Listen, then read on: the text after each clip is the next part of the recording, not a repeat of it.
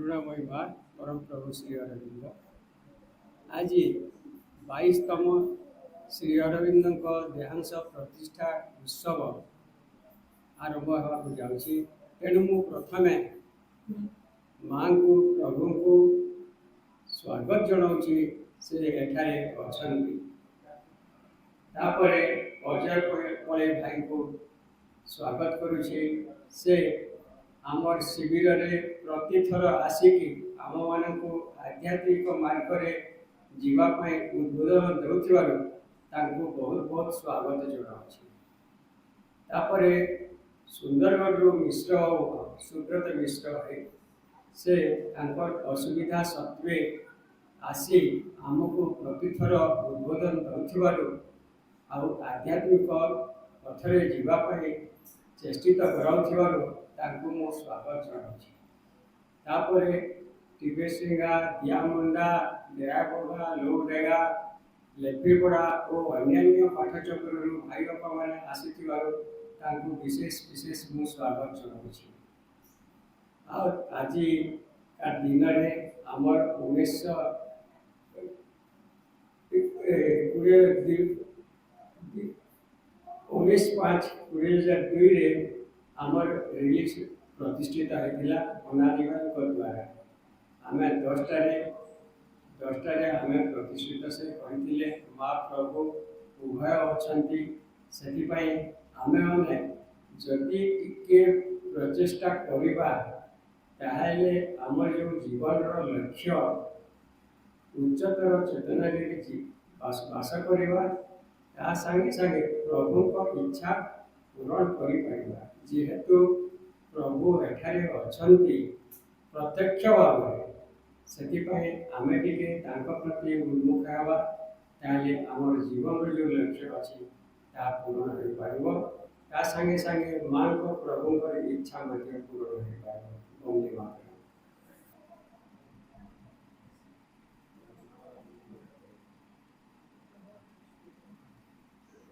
Pranam at the lotus feet of the Divine Mother. Karunamai Ma, Param Prabhu Sri Arvinda, Sutasamanya Buddhadev Bhai, Subrat Bhai, उपस्थित समस्त मातृ संतान श्री अरविंद पवित्र देहांश प्रतिष्ठा ये हूँ वार्षिक उत्सव अतीब कृपार दिवस। आज तार कारण हूँ श्री अरविंद बोली आम जहाँ को अनुभव करुचे साधारण योगी नुहति बा साधारण व्यक्तित्व नुहति जहाँकर तपस्यार प्रभाव रे पृथ्वी को दिव्य तत्व रूपांतर करि परला भली शक्ति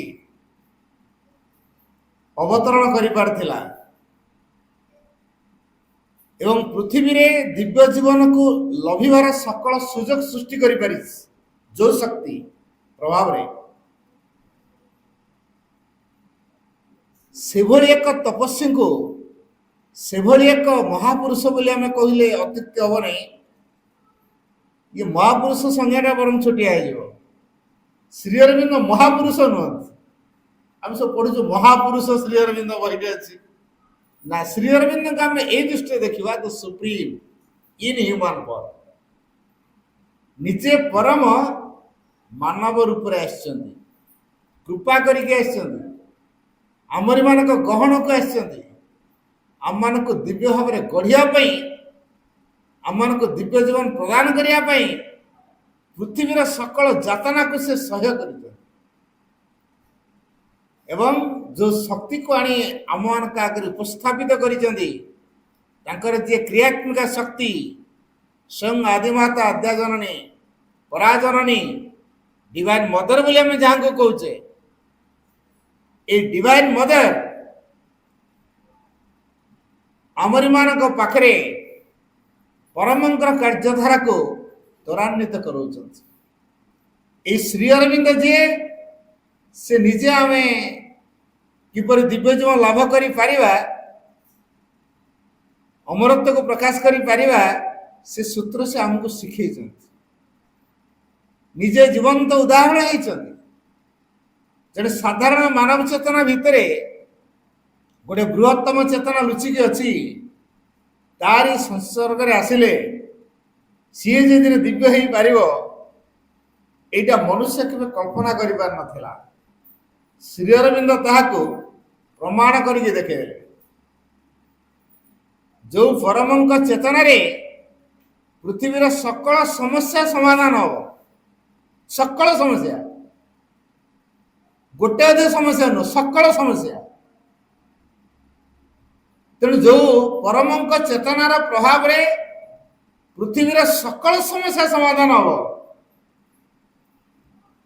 ଆମମାନେ ସେଇଭଳି ଏକ ନୂଆ ଚେତନାକୁ ଲଭିବା ପାଇଁ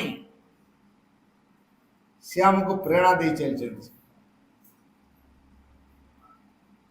ଯାହାଙ୍କର ଶରୀର ଭିତରେ ଏଭଳି ଏକ ଚେତନାର ପ୍ରଭାବ କ୍ରିୟାଶୀଳ ହଉଥିଲା, ଯାହାକି ଆମକୁ ଦିବ୍ୟ ଜୀବନ ପ୍ରାପ୍ତ କରିବାରେ ସହାୟକ ହେଇପାରିବ, ଯାହାଙ୍କର ଶରୀରର ପ୍ରତ୍ୟେକ କୋଷାଣୁ ଭିତରେ ଦିବ୍ୟ ଚେତନା ଗୁଞ୍ଜରିତ ହେଉଥିଲା ଏବଂ ଦିବ୍ୟ ଜ୍ୟୋତିକୁ ପ୍ରକାଶ କରୁଥିଲା, ସେହି ଶ୍ରୀ ଅରବିନ୍ଦଙ୍କର ଦେହାଂଶ ଭିତରେ ଏଭଳି ଏକ ପ୍ରଭାବ ଲୁଚିକି ଅଛି। ତେଣୁ ଶ୍ରୀ ଅରବିନ୍ଦଙ୍କର ଦେହାଂଶ ପ୍ରତିଷ୍ଠା କରିବାର ପ୍ରଭାବରେ ଆମେ ଯଦି ସେ ସମାଧି କଣ୍ଟାକ୍ଟରେ ଆସୁ, ଅର୍ଥାତ୍ ଚୁମ୍ବକର ସଂଯୋଗରେ ଯଦି ଲୁହା କଣ୍ଟା ଆସେ, ଧୀରେ ଧୀରେ ସେ ଲୁହା କଣ୍ଟାଟି ଚୁମ୍ବକରେ ପରିଣତ ହେଇଯାଏ। ଠିକ ସେଇଭଳି ଏଠି ଆମେ ଯୋଉ ସମାଧି ଦେଖୁଛେ, এই ସମାଧିର ସଂଯୋଗରେ ଯଦି ଆମେ ବାରମ୍ବାର ଆସିବା, ଆମମାନେ ଶ୍ରୀ ଅରବିନ୍ଦଙ୍କର ସେଇ ଚେତନା, ସେଇ ଶକ୍ତିକୁ ଲାଭ କରିବା ପାଇଁ ସମର୍ଥ ହବ। ଗୋଟେ ନୂଆ ମାନବରେ ପରିଣତ ହେଇପାରିବା, ଯୋଉଟା ସାଧାରଣ ମାନବ ପରିକଳ୍ପନା କରିପାରିବ ନାହିଁ। ସେଠୁ ନିରବଚ୍ଛିନ୍ନ ଭାବରେ ଗୋଟେ ଶକ୍ତି ରେଡିଏଟ ହଉଛି, ଆମେ ଜାଣୁ ବା ନ ଜାଣୁ। ସିଏ ହଉଛି ଏକ ଶକ୍ତିପୀଠ। ମା ଏଇ ଶ୍ରୀ ଅରବିନ୍ଦଙ୍କର ଦେହାଂଶ ପାଇଁ ଯେତେ ଜଣ ଅନୁରୋଧ କରିଥିଲେ ବି ସହଜ ଦଉନଥିଲେ। ଭାରତ ସରକାରଙ୍କ ସହିତ ଚୁକ୍ତି ହେଲା, ସସମ୍ମାନେ ଶ୍ରୀ ଅରବିନ୍ଦଙ୍କର ଦେହାଂଶ ଦିଆଯିବ, ରିଲିଜକୁ ଦିଆଯିବ। ସସମ୍ମାନେ ଭାରତ ସରକାର ସମ୍ମାନ ଦେବେ। ଯୋଉ ଅଞ୍ଚଳକୁ ଯିବ ସେଠିକାର ଯିଏ ମୁଖ୍ୟମନ୍ତ୍ରୀ ସିଏ ମଧ୍ୟ ସମ୍ମାନ ଦେବେ। ଗାର୍ଡ ଅଫ ଅନରରେ ଶ୍ରୀ ଅରବିନ୍ଦଙ୍କ ରିଲିଜ ଆସିବ। ତେଣୁ ମା ଏ ଚୁକ୍ତି କରିସାରିଛନ୍ତି ଭାରତ ସରକାରଙ୍କ ସହିତ। ତେଣୁ ଶ୍ରୀ ଅରବିନ୍ଦଙ୍କୁ ଆମେ ଅର୍ଡିନାରୀ ସେନ୍ସରେ ନବାନି। ଶ୍ରୀ ଅରବିନ୍ଦଙ୍କର ଦେହାଂଶ ଭିତରେ ସେ ଶକ୍ତି ଯେହେତୁ ଅଛି, 1959 ମସିହା ଫେବୃଆରୀରେ ବଙ୍ଗଭୂମି ନବଦ୍ୱୀପ ସେଣ୍ଟରକୁ ରିଲିଜ ପ୍ରଥମେ ଗଲା। ଯେତେବେଳେ ଗଲା, ମା ବ୍ୟବସ୍ଥା କଲେ ତାକୁ କେମିତି ଗୋଟେ ସୁବର୍ଣ୍ଣ ଫରୁଆରେ, ସୁନା ଫରୁଆ, ପୁଣି ସେ ସୁନା ଫରୁଆକୁ ଗୋଟେ ରୂପା ଫରୁଆ ଭିତରେ, ପୁଣି ସେ ରୂପାକୁ ଗୋଟେ ସଣ୍ଡଲଉଡ, ତାପରେ ଗୋଟେ ରୋଜଉଡ, ତାପରେ ଶ୍ରୀ ଅରବିନ୍ଦ ବ୍ୟବହାର କରୁଥିବା ଦର୍ଶନରେ ଦର୍ଶନ ଦିବସରେ ବ୍ୟବହାର କରିଥିବା ରୁମାଲ, ଏବଂ ତାପରେ ଗୋଟେ ଲାଲ କପଡ଼ା ଦେହରେ ଗୁଡେଇ ଏୟାର ଟାଇଟ୍ କରି ଭିଡ଼ିକି ମା ପ୍ୟାକେଜ କରୁଥିଲେ। ତାପରେ ଉଦାରଜୀ ତାକୁ ସିମେଣ୍ଟିଂ କଲେ। ତାପରେ 12 ଜଣ ବ୍ୟକ୍ତିତ୍ୱ ବଙ୍ଗଭୂମିକୁ ଗଲେ, ନବଦ୍ୱୀପକୁ ଗଲେ ସେଣ୍ଟରକୁ, ଏବଂ Sri Aurobindo is my refugee, ଅର୍ଥାତ୍ ଶ୍ରୀ ଅରବିନ୍ଦ ଶରଣ ମମ, ଆମେ ଯୋଉଟା କହୁଛେ ମନ୍ତ୍ର, ସେ ମନ୍ତ୍ର ଉଚ୍ଚାରଣ ହେଲା, ଇନଷ୍ଟଲେସନ ହେଲା। ତେବେ ଏଇ ଯୋଉ ପ୍ରକାର ଢଙ୍ଗରେ ଦିଆଗଲା, ତାର କାରଣ କଣ? ଗୋଟିଏ ଅତିମାନସ ଚେତନାର ହେଲେ ଗୋଟେ ଉଚ୍ଚତମ ଚେତନା, ଗୋଟେ ସାଧାରଣ ମାନସ ଚେତନା, ଏଇଭଳି ସବୁ ଷ୍ଟେପ ଯୋଉ ଅଛି ମନର ଛଅଟା ଷ୍ଟେପ୍। ସାଧାରଣ ମନ, ଉଚ୍ଚତର ମନ, ତାପରେ ବୁଦ୍ଧି ମନ, ଅଧି ମନ, ଅତି ମାନସ, ଏମିତି ସବୁ ଷ୍ଟେପ୍ ସବୁ ଅଛି। ତେଣୁ ଏଇ ଯୋଉ ଛୋଟିଆ ଛୋଟିଆ ଫରୁଆ ସେଇ ପ୍ରକାର ଏକ ମନର ପ୍ରତିନିଧିତ୍ୱ କରୁଛନ୍ତି। ମା ସେଇଟାକୁ ବ୍ୟବସ୍ଥା କରିକି ରିଲିଜ କରିଦେଇଥିଲେ। ତେଣୁ ଯେହେତୁ ମା ସେଇ ପ୍ରକାର ଏକ ବ୍ୟବସ୍ଥା କରିଛନ୍ତି, ଆମେ ଶ୍ରୀ ଅରବିନ୍ଦଙ୍କୁ କେମିତି ସମ୍ମାନ ଦଉଛେ, ଆମେ ଶ୍ରୀ ଅରବିନ୍ଦଙ୍କର ପ୍ରଭାବକୁ ଆମ ଭିତରେ କେମିତି କାର୍ଯ୍ୟକାରୀ କରିବା ପାଇଁ ଯୋଗ୍ୟ ହଉଛେ। ଶ୍ରୀ ଅରବିନ୍ଦ ଯେ ଭବିଷ୍ୟତର ବାର୍ତ୍ତାବହ, announcer the future, messenger of the future, is the future. ମା ସିଧାସଳଖ କହିଲେ Shri Aurobindo doesn't belong to the past, not to the history. Shri Aurobindo ଅତୀତର ନୁହନ୍ତି କି ଇତିହାସର ନୁହନ୍ତି। Shri Aurobindo is the future advancing towards its realization. Shri Aurobindo ହେଉଛନ୍ତି ସେଇ ଭବିଷ୍ୟତ, is the future advancing towards its realization. এই ଭବିଷ୍ୟତର ଉପଲବ୍ଧି ଆଡ଼କୁ ଯିଏ ଆମକୁ ଅଗ୍ରସର କରାଇ ନେଉଛନ୍ତି ସେ ହେଉଛନ୍ତି Shri Aurobindo. Shri Aurobindo is the messenger of the future, belongs to the future, is the future.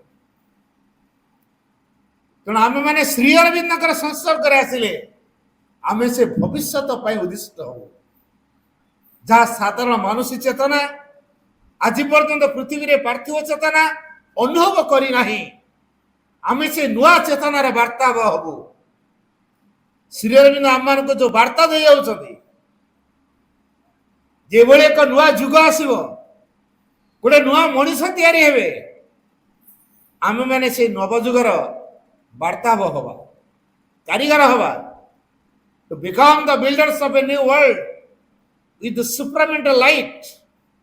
এই ଅତିମାନସ ଆଲୋକକୁ ନେଇ ଆମେ ନୂଆ ଯୁଗର ଅତିମାନସ ଯୁଗ ତାର ଏକ ନିର୍ମାଣକାରୀ ହବା, କାରିଗର ହବା, ଶିଳ୍ପୀ ହବା। କାରଣ ଶ୍ରୀ ଅରବିନ୍ଦ ନିଜେ architect of immortality. Shri Aurobindo ନିଜେ ହଉଛନ୍ତି ଅମରତ୍ୱର ଶିଳ୍ପୀ, author of life divine, lord of tapasya, son of supramental, ଆଉ emanation of the supreme, supreme in human form. ଆମେ ଶ୍ରୀ ଅରବିନ୍ଦ କୋଉ କଥାରେ ବୁଝିବା? ମୁଁ ଏଇ ଯୋଉ କେତୋଟି କଥା କହିଲି, ଇମାନେସନ ଅଫ ଦ ସୁପ୍ରିମ, ପରମଙ୍କର ସେ ହେଉଛନ୍ତି ଅବତାର, ସୁପ୍ରିମ ଇନ ହ୍ୟୁମାନ ଫର୍ମ, ପରମ ନିଜେ ମାନବ ରୂପରେ, ଲର୍ଡ ଅଫ ତପସ୍ୟା, ସେ ହେଉଛନ୍ତି ତପସ୍ୟାର ପ୍ରଭୁ, ଅଥର ଅଫ ଲାଇଫ ଡିଭାଇନ, ଦିବ୍ୟ ଜୀବନର ସେ ହେଉଛନ୍ତି ଲେଖକ, ଆର୍କିଟେକ୍ଟ ଅଫ ଇମୋର୍ଟାଲିଟି, ଅମରତ୍ୱର ସେ ହେଉଛନ୍ତି ଶିଳ୍ପୀ, messenger of the future, belong to the future, or is the future। ତେଣୁ ଶ୍ରୀ ଅରବିନ୍ଦ ଏହି ପ୍ରକାର ବ୍ୟକ୍ତିତ୍ୱ। ତେଣୁ ଶ୍ରୀ ଅରବିନ୍ଦଙ୍କର ଯୋଉ ଶକ୍ତି ପୃଥିବୀ ପୃଷ୍ଠକୁ ଅବତରଣ କରିଦେଲେ, ଯଦି ଏ ପୃଥିବୀ ପ୍ରସ୍ତୁତ ହେଇ ନଥିଲା, ତାକୁ ଗ୍ରହଣ କରିବା ପାଇଁ ସମର୍ଥ ହେଇ ନଥିଲା, ତେଣୁ ଶ୍ରୀ ଅରବିନ୍ଦ ଡାଇରେକ୍ଟ ପୃଥିବୀ ପୃଷ୍ଠକୁ ଅବତରଣ କରିନାହାନ୍ତି। ପୃଥିବୀର ସକଳ ଯାତନାକୁ ଶ୍ରୀ ଅରବିନ୍ଦ ନିଜେ ବହନ କରି ନେଇଯାଇଛନ୍ତି, ସକଳ ଯାତନାକୁ। ଯେହେତୁ ଶ୍ରୀ ଅରବିନ୍ଦ ପୃଥିବୀର ସକଳ ଯାତନାକୁ ବହନ କରିଛନ୍ତି, ଆମରି ମାନଙ୍କ ପାଇଁ ତପସ୍ୟା କରିଛନ୍ତି, ଆମେ ଟିକେ କୃତଜ୍ଞ ହେଇପାରିବାନି? People do not know what a tremendous sacrifice Sri Aurobindo has made। ଲୋକମାନେ ଜାଣନ୍ତିନି ଶ୍ରୀ ଅରବିନ୍ଦ କେତେ ବଡ଼ ତ୍ୟାଗଟେ ଆମ ମାନଙ୍କ ପାଇଁ କରିଛନ୍ତି, ଲୋକମାନେ ଜାଣନ୍ତି। ଶ୍ରୀ ଅରବିନ୍ଦ 1950ରେ ଯୋଉ ଶକ୍ତିକୁ ଆଣିଲେ, ତାର ପୂର୍ବରୁ 1949ରେ ମା ଶ୍ରୀ ଅରବିନ୍ଦଙ୍କ ସହିତ କଥୋପକଥନ ବା ବାକ୍ୟାଳାପ କରପସନ ମାନେ ତାଙ୍କ ସହିତ କଥୋପକଥନ ଚାଲିଥାଏ। ସେହି ସମୟରେ ମା ଶ୍ରୀ ଅରବିନ୍ଦଙ୍କୁ କହୁଛନ୍ତି, ମତେ ଲାଗୁଛି ମୁଁ ବୋଧେ ଶରୀର ତ୍ୟାଗ କରିଦେବି। ଶ୍ରୀ ଅରବିନ୍ଦ ଜାତି ଫାର୍ମଲି କହିଲେ, ଦୃଢ଼ତାର ସହିତ, ନମ୍ର ଭାବରେ କହିଲେ, ନମ୍ରରେ କହିଲେ କିନ୍ତୁ ଦୃଢ଼ ଭାବରେ କହିଲେ, no this can never be এই কথা কদাপি হই পারিবনি অর্থাৎ तुमको शरीर त्याग करिया को पड़िबो नाही इम्पॉसिबल जदि संभव हुए इफ नेसेसरी जदि आवश्यक हुए आई माइट मु शरीर त्याग and you have to fulfill our yoga for transformation is रूपांतर जोग धारा को तुमको त्वरान्वित करिया को पड़िबो तेणु माँ श्री अरविंद जो अतिमानसर अवतरण फल जो रूपांतर जोगधारा हम ताकू माँ त्वरान्वित करेंगे तेणु श्री अरविंद को शर त्याग करा पड़ो जदि आवश्यक हुए माँ को शर त्याग करा पड़ो ना शेष से परिस्थिति आसला 1950 मसीहा डिसेम्बर 5 तारिख रे श्री अरविंद सूक्ष्म भौतिक शरीर को स्थूल शरीर को नुह सूक्ष्म भौतिक शरीर मध्य को अतिमानस अवतरण कला जार प्रभाव रे स्थूल शरीर रे एक प्रभाव देखा मिलला ये जो प्रभाव देखा मिलला ये हूँ 111 घंटा पर्यंत शरीर गोटे अम्लान ज्योति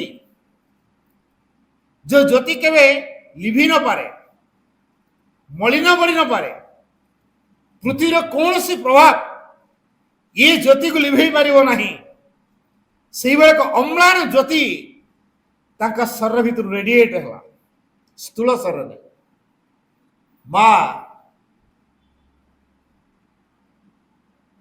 आश्रमवासी को खबर देले जुआड़ जुआड़ श्री अरविंद फॉलोअर्स थे खबर पाई गले 24 घंटा भितर पृथ्वीर कोण अनुकोण जो मैंने श्री अरविंद को जानी उपलब्धि करते छुट्टी आसिले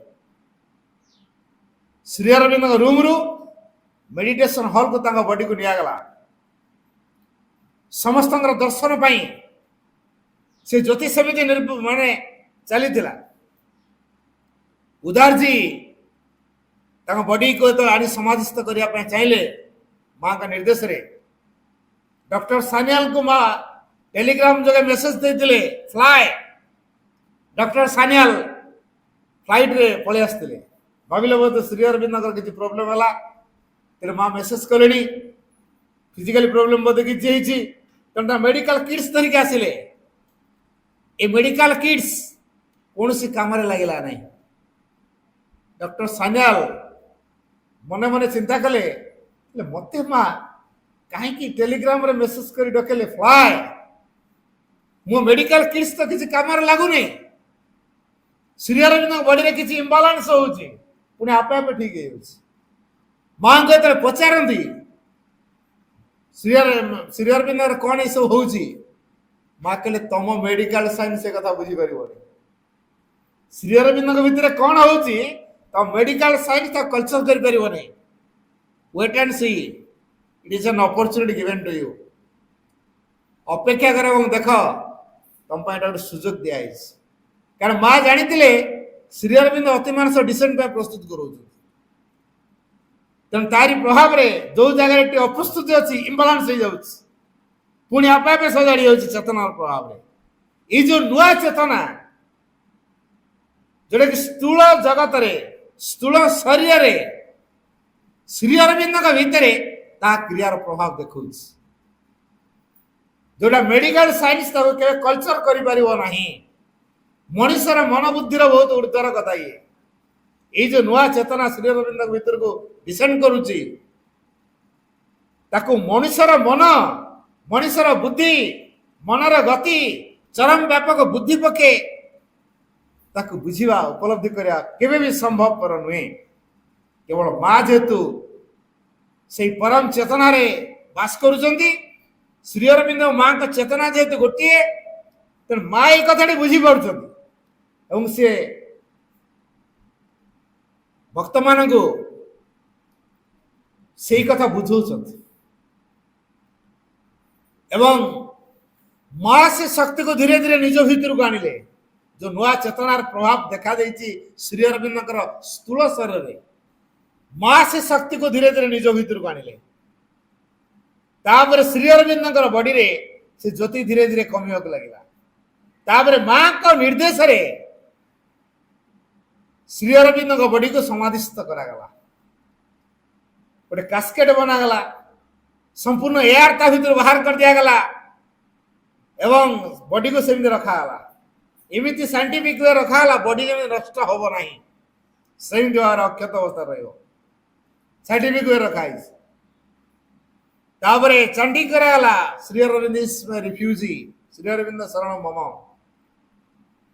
ये जो मेडिटेशन हॉल समाधि पाक अणागला उदार जी तंकर अनुभूति रे कहउछंती गोटे पद्म फूलर वासना बाहरतुला तेणु सी आउ गाधो नांती काले से वासना पड़ेबो सी बॉडी भीतर गोटे पद्म फूलर वासना आसुला ये पद्म फूल कोटा से जो नुआ चेतना अतिमार चेतनार प्रभाव रे बॉडी रे भगवान जो प्रतीक पद्म फूल तार प्रभाव विकृत होता तापरे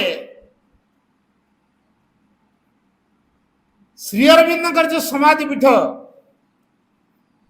सी हूँ पृथ्वी को दिव्य चेतना रे प्लावित करने एक उत्सहिक रहा पृथ्वीर कोण अनुकोण को तार शक्ति रेडिएट होगा आरंभ कला आ से शक्तिर प्रभाव ए रिलीक्स पाखे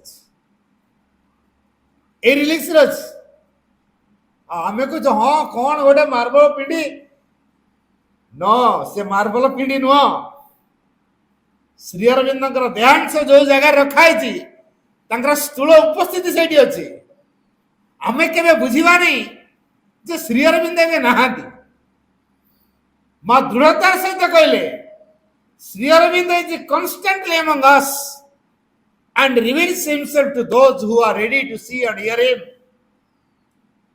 श्री अरविंद निरवच्छिन्न भाव रे आमरी मानक सहित रही Shri Aurobindo is constantly among us and reveals himself to those सही मानक सकाशे से निज को उन्मोचित करोचंदी प्रकाश करोचंदी who are ready to see and hear him. जो माने प्रस्तुत होचंदी ताकू सुनिया पई एवं देखिया पई तबे श्री अरविंद समाधि रे जे श्री अरविंद अछंदी केबे हमें उपलब्धि करछु श्री अरविंद सानिध्य रे आसिया पई देवादेवी माने समाज रे चारिपटे जगी के था सेवा केमती कर सुजोग पाइबे सानिध्य रे केमती के आसीबे आमे समाज रो फूल को सजै दउछु पुणी बाहर कर दउछु सर्फ रे कि अन्य कोतरे में सेंट साबुन रे सफा कर दउछु पुणी फूल को सजै दउछु हेले जो भावना को समाज रे निवेदन करछु किए कोइ मो घर कर दियो किए कोइ मोर चाकरी कर दियो किए कोइ मोर रोगड़ा भल कर दियो किए कोइ मोर केस है कोर्ट दौड़ दौड़ी का मो गोड़ा तो छिंडी गलानी प्रभु मो केस के शीघ्र समाधान कर दियो एमिति केते केते कथा हमें जो समाज रे निवेदन कर दउछु आउ जन जतल जे समाज रे तक मुंडटी लगे दउछि तार प्रभाव ता पाको जाउ दो ना जाउ दो किंतु ये सुजोग देवा दे मान दउ ना जानिबा दरकार एक कथा बोले देवादेव माने कौन करछंती श्री अरविंद चेतनार विकृत अवस्था को बलवती कराइबारे साहाय्य कर से माने एई जो भावना को हमें छाड़ दे के समाज रे ताकू से सफा कर आमे सिना फूल को सफा कर दउचे जो भावना को छाड़ले समाज रे ताकू किए सफा करियो देवादेव माने सेटा करते श्री अरविंद का सानिध्य रे आसिया पई देवादेव ने व्याकुल होई थांती निरला हेले से माने आसी समाज रे संस्पर्श आसन श्री अरविंद सानिध्य पाइले हो तो तांका जीवन में किसी परिवर्तन आसीबो कारण श्री अरविंद चेतना एक नुआ चेतना जहाँ पृथ्वी रे आज पर्यंत कार्यकारी हेई नथिला देवादेव माने एक कथाटी को जानी काले श्री अरविंद सानिध्य रे आसिले तांका देवतार अवस्था को अतिक्रम करी भगवान परिणत हेबे एई भावना को नहीं काले मानव सत्ताटी हेले चैत्य सत्तार प्रभाव राशि एक विकासशील आत्मा ही भगवान परिणत हबार सुजोग सृष्टि हम यही चेतनार प्रभाव रे से चेतनार संस्पर्श से माने आसिया पई समाधि चारिपटे पाचेर रे घेरिकी रही थांती देवादेवी माने आ आमे खाली गलु फूल देदेलु समाज रे मुंडिया मारदेलु तापर जाके आम घर कथा आम बुझलु এইটা শ্রী অরবিন্দଙ୍କ ପାଇଁ ଯଥାର୍ଥ ସମ୍ମାନ ନୁହେଁ କୃତଜ୍ଞତା କଥା ନୁହେଁ जो ନୂଆ ଚେତନା ନୂଆ ଯୁଗ ଶ୍ରୀ ଅରବିନ୍ଦ ଏ ଶକ୍ତିକୁ କାହିଁକି ଆଣିଛନ୍ତି କାରଣ ଶ୍ରୀ ଅରବିନ୍ଦ ଅନେକ ରୂପରେ ପ୍ରକାଶିତ ହେବା ପାଇଁ ଚାହୁଁଛନ୍ତି ଏ ପୃଥିବୀକୁ ଦିବ୍ୟ ତତ୍ତ୍ୱରେ ରୂପାୟିତ କରିବା ପାଇଁ ଚାହୁଁଛନ୍ତି ସବୁ କିଛି ଏଠି matter shall reveal the spirit's face ये कार्यधारा कौन छोटिया कथा ये जो नुआ कार्यधारा matter shall reveal the spirit's face ये जड़ दिने आत्मा को उन्मोचित करवा आत्मार मुखा खोली दब आत्मा प्रकाशित हम के जड़ ही रही सब किसी आत्मामय हो एक कथा आगु कौन सी जुगरे कौन सी जोगी ऋषि माने कही ना किंतु श्री अरविंद भिन्न भिन्न समय विभूति रूप आसी कार्यर धारा को त्वरान्वित कर आवश्यक अच्छी परफेक्शन कार्यधारा तेणु जो शक्ति जो चेतना परफेक्शन को रूप दब परफेक्शन किए ना भगवान ले सर्वोच्च पूर्णता अर्थात सबुरी भितर भगवान निजे प्रकाश पाइबे यही भावधारा को श्री अरविंद चाहिए माँ श्री अरविंद संकल्प को कार्यर रूप देवाई अहर्निशी कार्य कर जो व्यक्ति भितर जो प्रकार संभावना माँ से ही प्रकार कार्यधारा कर आमे माने श्री अरविंद समाधि को जो जाऊे गोटे बड़ कथा हमको मन रखा पड़ो पूरा भेकेंट माइंड रे हमको जावा पड़ो संपूर्ण नीरव निश्चल अवस्था श्री अरविंद पाखे हम भाव को निवेदन करिया पड़ियो कारण in an absolute silence sleeps an absolute power असीम नीरवता भितर सुप्त होकर रही एक असीम शक्ति इन द माइंड्स साइलेंस मनर नीरवता भितर जो ट्रांसेंडेंट एक्ट्स विश्वातीता शक्ति कार्य कर फिजिकली प्यूरिटी हमको बजाय रखा पड़ो वातावरण को जिते स्वच्छ जिते परिष्कार रखा श्री अरविंद का प्रभाव से क्रियाशील हो जिते परिष्कार रखा सामान्य टिके धूली मध्य कोटी रही कारण से धूली भीतर जो वीर शक्ति क्रिया कर तेणु अति नीट एंड क्लीन टाक माँ गुरुत्व दौले जिते स्वच्छ जिते परिष्कार यहाँ फिजिकल प्यूरिटी तेरे समाधि परिसर को पूरा प्यूरिफाइड करने दरकार ये जो समाधि परिसर को पूरा प्यूरिफाइड करने दरकार ताले वीर शक्ति आ क्रिया करने सुजोग पाइब ना ये समाधि जो शक्ति रेडिएट होची तार प्रभाव विकृत होगा सुजोग सृष्टि कर जो नुआ जुग कथा कहुची कौन से नुआ जुग माँ जेहेतु से शक्ति को श्री अरविंद सिन्हा निज सूक्ष्म भौतिक शरीर को आनिले पृथ्वी वातावरण भितर को से शक्ति अवतरण कर पारला नहीं माँ 1956 ध्यान कर समय बहुत ऊर्ध्व को उठी देखुं गोटे कवाट सुवर्ण कवाटी ये अतिमानस को छेकिकी रखी पृथ्वी को आसबार बाधा सृष्टि कर माँ गोटे सुवर्ण हाथुड़ी धरले से कवाट को एक शक्त प्रहार देले कवाटी भांगिकी चूरमार हो गला तापर अतिमानस धारा पृथ्वी भीतर को प्रभावित दे 1956 फेब्रुआरी 29 तारीख माँ यही कार्य को करेले जहाँ को आम अतिमानस अभिव्यक्ति दिवस रूपे पालन कर golden day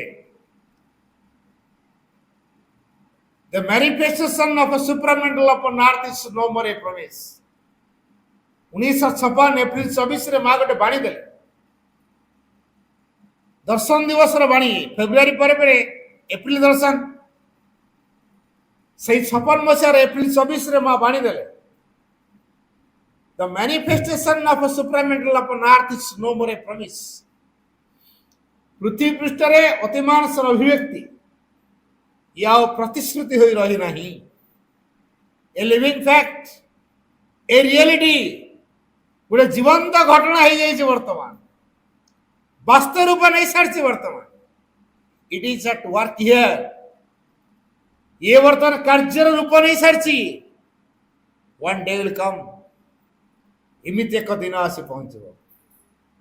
When the most blind, जेतोल की निहाती अंध व्यक्ति माने, अंध माने not physical blind, अज्ञान, जो किसी जानू ना, जार ज्ञान प्रकाश होनी, जो मैंने कौन सी कथा को ज्ञान रे विचार करी पारना, ज्ञान को नहीं कि जो मैंने कार्य करी पारना, अज्ञानी, सही बड़ी व्यक्ति माने मत. The most unwillings, निहाती परिवर्तन विमुख, अर्थात जे चाहुना दी बदलिया भाई unwillings. And the most unconscious, निहाती अचेतनशील व्यक्ति माने shall be obliged, बाध्य हेबे to recognize it. एई शक्ति को चिन्हि पारिया पाए. तेणु ए शक्तिर प्रभाव एई भलिया. तेणु जो शक्तिर प्रभाव एई भली से एक नुआ प्रभाव नुआ धारा को आम भितर क्रियाशील करे. मनुष्य के भावी नहीं से दिन भगवान हो बोली. किंतु श्री अरविंद कर जो शक्तिर प्रभाव ये चेतनार जो प्रभाव मनुष्य को दिन भगवान परिणत करवाटा अनिवार्य है. मां सही कथाटी को 1914 जहाँ कही गोटे नूतन ज्योति उद्भासित हम गोटे नुआ पृथ्वी सृष्टि हम. मां बर्तमान छपल से कथाटी कहले, O Lord thou hast willed I execute. हे प्रभु तमे जहाँ संकल्प कर मु ताको कार्यकारी कर. A new light breaks upon the earth. पृथ्वी पृष्ठ रे गोटे नूतन ज्योति उद्भासित होइछ. And a new world is born born born. गोटे नूतन पृथ्वी जन्म नैछि जन्म नैछि जन्म नैछि. थिंग्स दैट वर प्रोमिस्ड, जहाँ सब किछि प्रतिश्रुत होई रहितिला आर फुलफिल्ड, बर्तमान से पूर्ण होइछ. এই যে অতিমানসর অভিব্যক্তি, এই যে নুয়া চেতনার যে অভিব্যক্তি, পৃথিবী বাতাবরণ তার যে ক্রিয়ার ধারা গোটে নূতন জগতକୁ রূপ ଦେଇଛି. অতিমানসর প্রভাବରେ এই নূଆ জগତ ଚାଲିବ. ইয়া মনুষ্যর বিধিবিধাନରେ পরিচালিত হব ନାହିଁ. ଦିବ୍ୟ ଚେତନା ଦ୍ୱାରା এই ନୂଆ ଜଗତ ଚାଲିବ. ଆମେ ସେଇ ଭବିଷ୍ୟତର आमे निजको अनुभव करवा. आमे से भविष्यतर, आमे अतीतर नु. आमे से नुआ जुगर वार्ता बो. आमे नुआ नुआ प्रेरणा आमे अन्य मान को दबा, जहाँ से भितर के उंकी मारी ना, के भावना रे आनी ना, कल्पना रे आनी ना. से भली कथा आमे समस्त पाखे पहुंचेवा. से नुआर वार्ता कौन से वार्ता? से नुआ वार्ताटी होची the world is preparing for a big change. पृथ्वी गोटे विराट परिवर्तन में कार्य करुची, प्रस्तुत होची. आस आमे सेतरे कोऑपरेट करिया. Let us prepare for it. मां सही कथाटी कहले. आ भारतवर्ष एई परमंकर कार्यधारा को त्वरान्वित करिवार अग्रणी भूमिका ग्रहण करिवो. पृथ्वी पृष्ठ रे भारतर नेतृत्व प्रभुंकर कार्यधारा को त्वरान्वित करिवारे भारतवर्ष अग्रणी भूमिका ग्रहण करिवो. मां सेटा स्पष्ट देखि पड़तले. The future of India is very clear. पृथ्वीर भविष्य पूरा पूरी उज्जवल. India is the guru of the world, not will be the guru. मां सीधा सड़क अनाउंस करे, India is the guru of the world. पृथ्वीर गुरु होची भारतवर्ष. तेणु पृथ्वी गुरु जी भारतवर्ष कहारी प्रभाव एटा हेबो. ए नुआ चेतना नुआ जो शक्ति अतिमानस प्रभाव तारी प्रभाव तेणु श्री अरविंद से कथा को मेसेंजर हिसाब से आसी आम आगे उपस्थापन कर माँ कहले Shri Aurobindo is an emanation of the supreme Shri Aurobindo होचंदी परमंक अवतार हु केम ऑन अर्थ जे कि पृथ्वी पृष्ठ को आसी टू अनाउंस घोषणा करिया पई the manifestation of a new race a new world गोटे नूतन जाति गोटे नूतन पृथ्वी अभिव्यक्ति हम यही कथाटी को घोषणा करिया पई श्री अरविंद अनाउंसर हिसाब से उद्घोषक डायरेक्ट फ्रॉम द सुप्रीम सीधा सड़क परम पाखु आमरी आगे बाणी को उपस्थापन कर घोषणा कर कौन से ए न्यू वर्ल्ड नूतन पृथ्वी एंड ए न्यू रेस नूतन जाति से सुप्रामेंटल अतिमानव जाति अतिमानसर जगत एडी रूप नब स्थान पाइब परिणत हम यही प्रभाव को कार्यकारी करने आमे माने बर्तमान वार्ता भाव तेज जो श्री अरविंद शक्ति श्री अरविंद चेतना को नहीं आमको जीवन बंचा पड़े अलग उपाय किसी नहीं केवल एकमात्र सुरक्षार बाट है श्री अरविंद शक्ति और चेतना को निज मध्य ग्रहण करवा एवं श्री अरविंद चेतना और शक्ति को लेकिन आम भविष्य जगत निर्माण करवा तारी प्रभाव रे ये जो नुआ सृजनी नुआ सृष्टि नुआ पृथ्वी रूप दवा आमरी मान को से माँ बाच आमे से शक्ति को किपर ग्रहण करने समर्थ हवा योग्य हवा से कथा को चिंता करने दरकार तेणु श्री अरविंद यही जो तेजवान प्रभाव आमे केते दूर रियलाइज करि पारुछे what Sri Aurobindo represents in the world's history is not a teaching, not even a revelation. It is a decisive action direct from the Supreme. What Sri Aurobindo represents in the world's history, पृथ्वी इतिहास रे श्री अरविंद जहाँ प्रतिनिधित्व करुछंती it's not a teaching से एक शिक्षा उपदेशन शिक्षा उपदेश होता को बही पाई था को पुराण शास्त्र था रामायण महाभारत था ये जो तो शिक्षा उपदेश नुह से मिलनी श्रीरंग कार्यधारा कहीं आगु जा से गोटे हम ये जो नुआ वार्ता जहाँ आगुरी के मनुष्य कल्पना को करनी भावना रे आनी से भाई एक कार्यधारा बर्तमान हम जहाँकि स्थिरीकृत होती कौटी सुप्रीम लेवल रे परम चेतनार स्तर रे जहाँ स्थिरीकृत हो सारी से डायरेक्ट डिसाइड कर तेणु परमंक ठारू स्थिरीकृत होता एक सीधा सड़क कार्यधारा होती श्री अरविंद परम चेतनार स्तर रे जहाँ स्थिरीकृत हो सारी से सीधा सड़क एक कार्यधारा होती Shri Arvind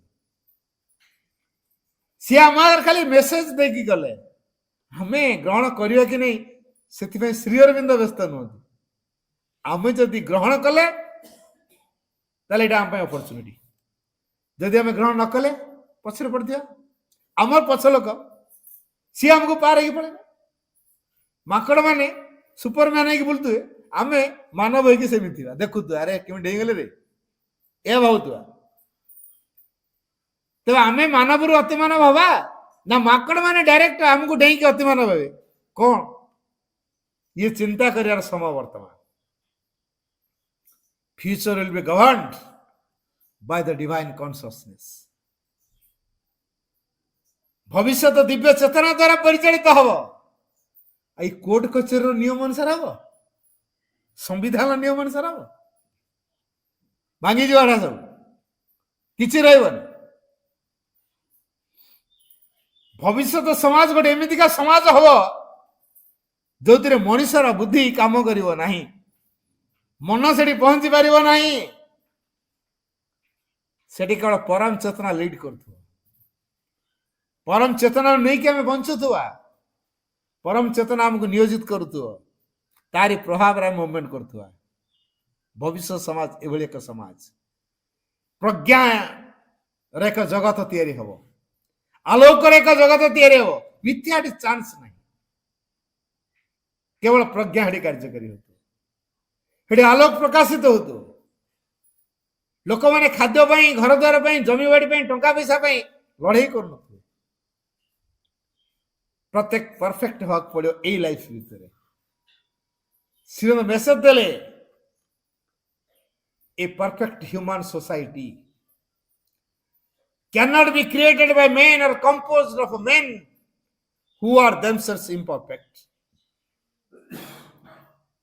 A perfect human society एक परिपूर्ण मानव समाज cannot be created by men ए मनुष्य मानक द्वारा के सृष्टि करा दे पारिबो नाही who are themselves imperfect जो मान कि निजे अपरिपूर्ण ए अपरिपूर्ण मानव मानक नहीं केबे भी एक परिपूर्ण मानव समाज गठन करा दे पारिबो नाही तेन प्रत्येक मानव को आग परफेक्ट हो पड़ियो परफेक्शन लक्ष्य नहीं ताको जीवन बंचे पड़ियो भगवान सर्वोच्च पूर्णता प्रत्येक भीतर से भगवत सत्ता को प्रकाश करिया पड़ियो the divine is everything and in everywhere भगवान सब जगह रे अछंती सब रूप रे अछंती man was created to discover the divine मनुष्य मान को सृष्टि करा हेतला ए भगवान से आविष्कार करियो बोली and its mission is to manifest the divine तार एकमात्र जो अभियान एकमात्र जो लक्ष्य अभिमुख्य तार रहइबो सेठी कोन टू मैनिफेस्ट द डिवाइन भगवान को अभिव्यक्ति करिबा तेरे जो भगवान को अभिव्यक्ति करिया पई प्रथमे भगवान हवा को पड़ियो भगवान हवा पई भगवान से तो युक्त होवा पड़ियो भगवान से तो युक्त होवा पई भगवान को खोजियो पड़ियो मु को कहली टर्म टा बुझी हला माउथरे कहछि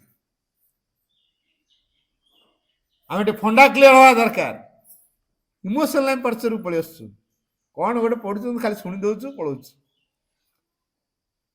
डीपली कथा को नवा दरकार मुझे गोटे कथा कहली मनुष्य को भगवान को अभिव्यक्ति करने उद्दिष्ट करके तैयारी कराई man was created to discover the divine and his mission is to manifest the divine भगवान को अभिव्यक्ति करवा होची मनुष्यर अभिमुख्य लक्ष्य अभिव्यक्ति करने भगवान सहित ताकू युक्त होगा पड़ो भगवान हवा पड़ो भगवान न हवा पर्यंत भगवान को प्रकाश करहबनी भगवान हवाई भगवान सहित युक्त होगा पड़ो भगवान सहित युक्त होगापी भगवान को खोजा पड़ो तेणु आमर कार्यधारा कौन हो अभिमुखता कौन रहा भगवान को प्रकाश करने कौन करवा भगवान हवा पड़ो भगवान हवाई कौन करवा भगवान को खोजा पड़ो तेणु भगवान को आम जेपर्यंत खोजी ना हूं आम भगवान को प्रकाश करें कौ प्रकार वार्ता में निज जीवन में प्रतिफलित करवा श्रीराम कौ वार्ता को लेकिन आम तैयारी हवा He is human person, we must grow divine. He is human person.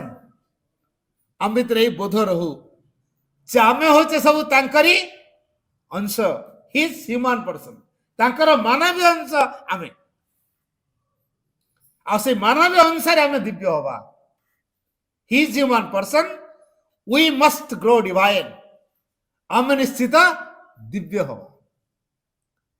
तेणु तांकर मानवीय अनुसार जेहेतु आम दिव्य हवा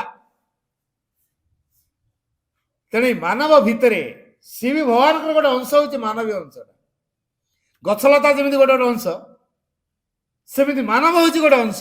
ତାଙ୍କ ସୃଷ୍ଟିର ଏକ ଅଂଶ ଆମେ ହେଇଛୁ, ଆଉ ତାଙ୍କ ସୃଷ୍ଟି ଭିତରେ ସିଏ ହିଁ ଅଛନ୍ତି। ଏଇ କଥାଟିକୁ ଅନୁଭବ କରିବା, ଏଇ ଚେତନାର ଧାରାରେ ଆମକୁ ବଞ୍ଚିବାକୁ ପଡିବ। ପ୍ରତି ମୁହୂର୍ତ୍ତରେ ଆମେ ଯୋଉ ଶ୍ୱାସକ୍ରିୟା ଯୋଉ ପବନ ନେଉଛେ ସିଏ ମଧ୍ୟ ଭଗବାନଙ୍କ ଚେତନାର ଅଂଶ। ଯୋଉ ଖାଦ୍ୟ ନେଉଛେ ସିଏ ମଧ୍ୟ ଭଗବାନଙ୍କ ଚେତନାର ଅଂଶ। ଯାହା ଦୃଶ୍ୟମାନ ହଉଛେ ସେ ସବୁ କିଛି ହଉଛି ଭଗବାନଙ୍କ ଚେତନାର ଅଂଶ। ଏଇ ଚେତନାର ଦୃଷ୍ଟିରେ ସବୁ କିଛିକୁ ପ୍ରତୀୟମାନ କରିବାକୁ ପଡିବ। ସେଇ ଚେତନାରେ ଆମକୁ ବଞ୍ଚିବାକୁ ପଡିବ। ତେଣୁ ପରମ ଚେତନା ଆମର ସମଗ୍ର ସତ୍ତାକୁ ଅଧିକାର କରିବେ, ଡୋମିନେଟ କରିବେ।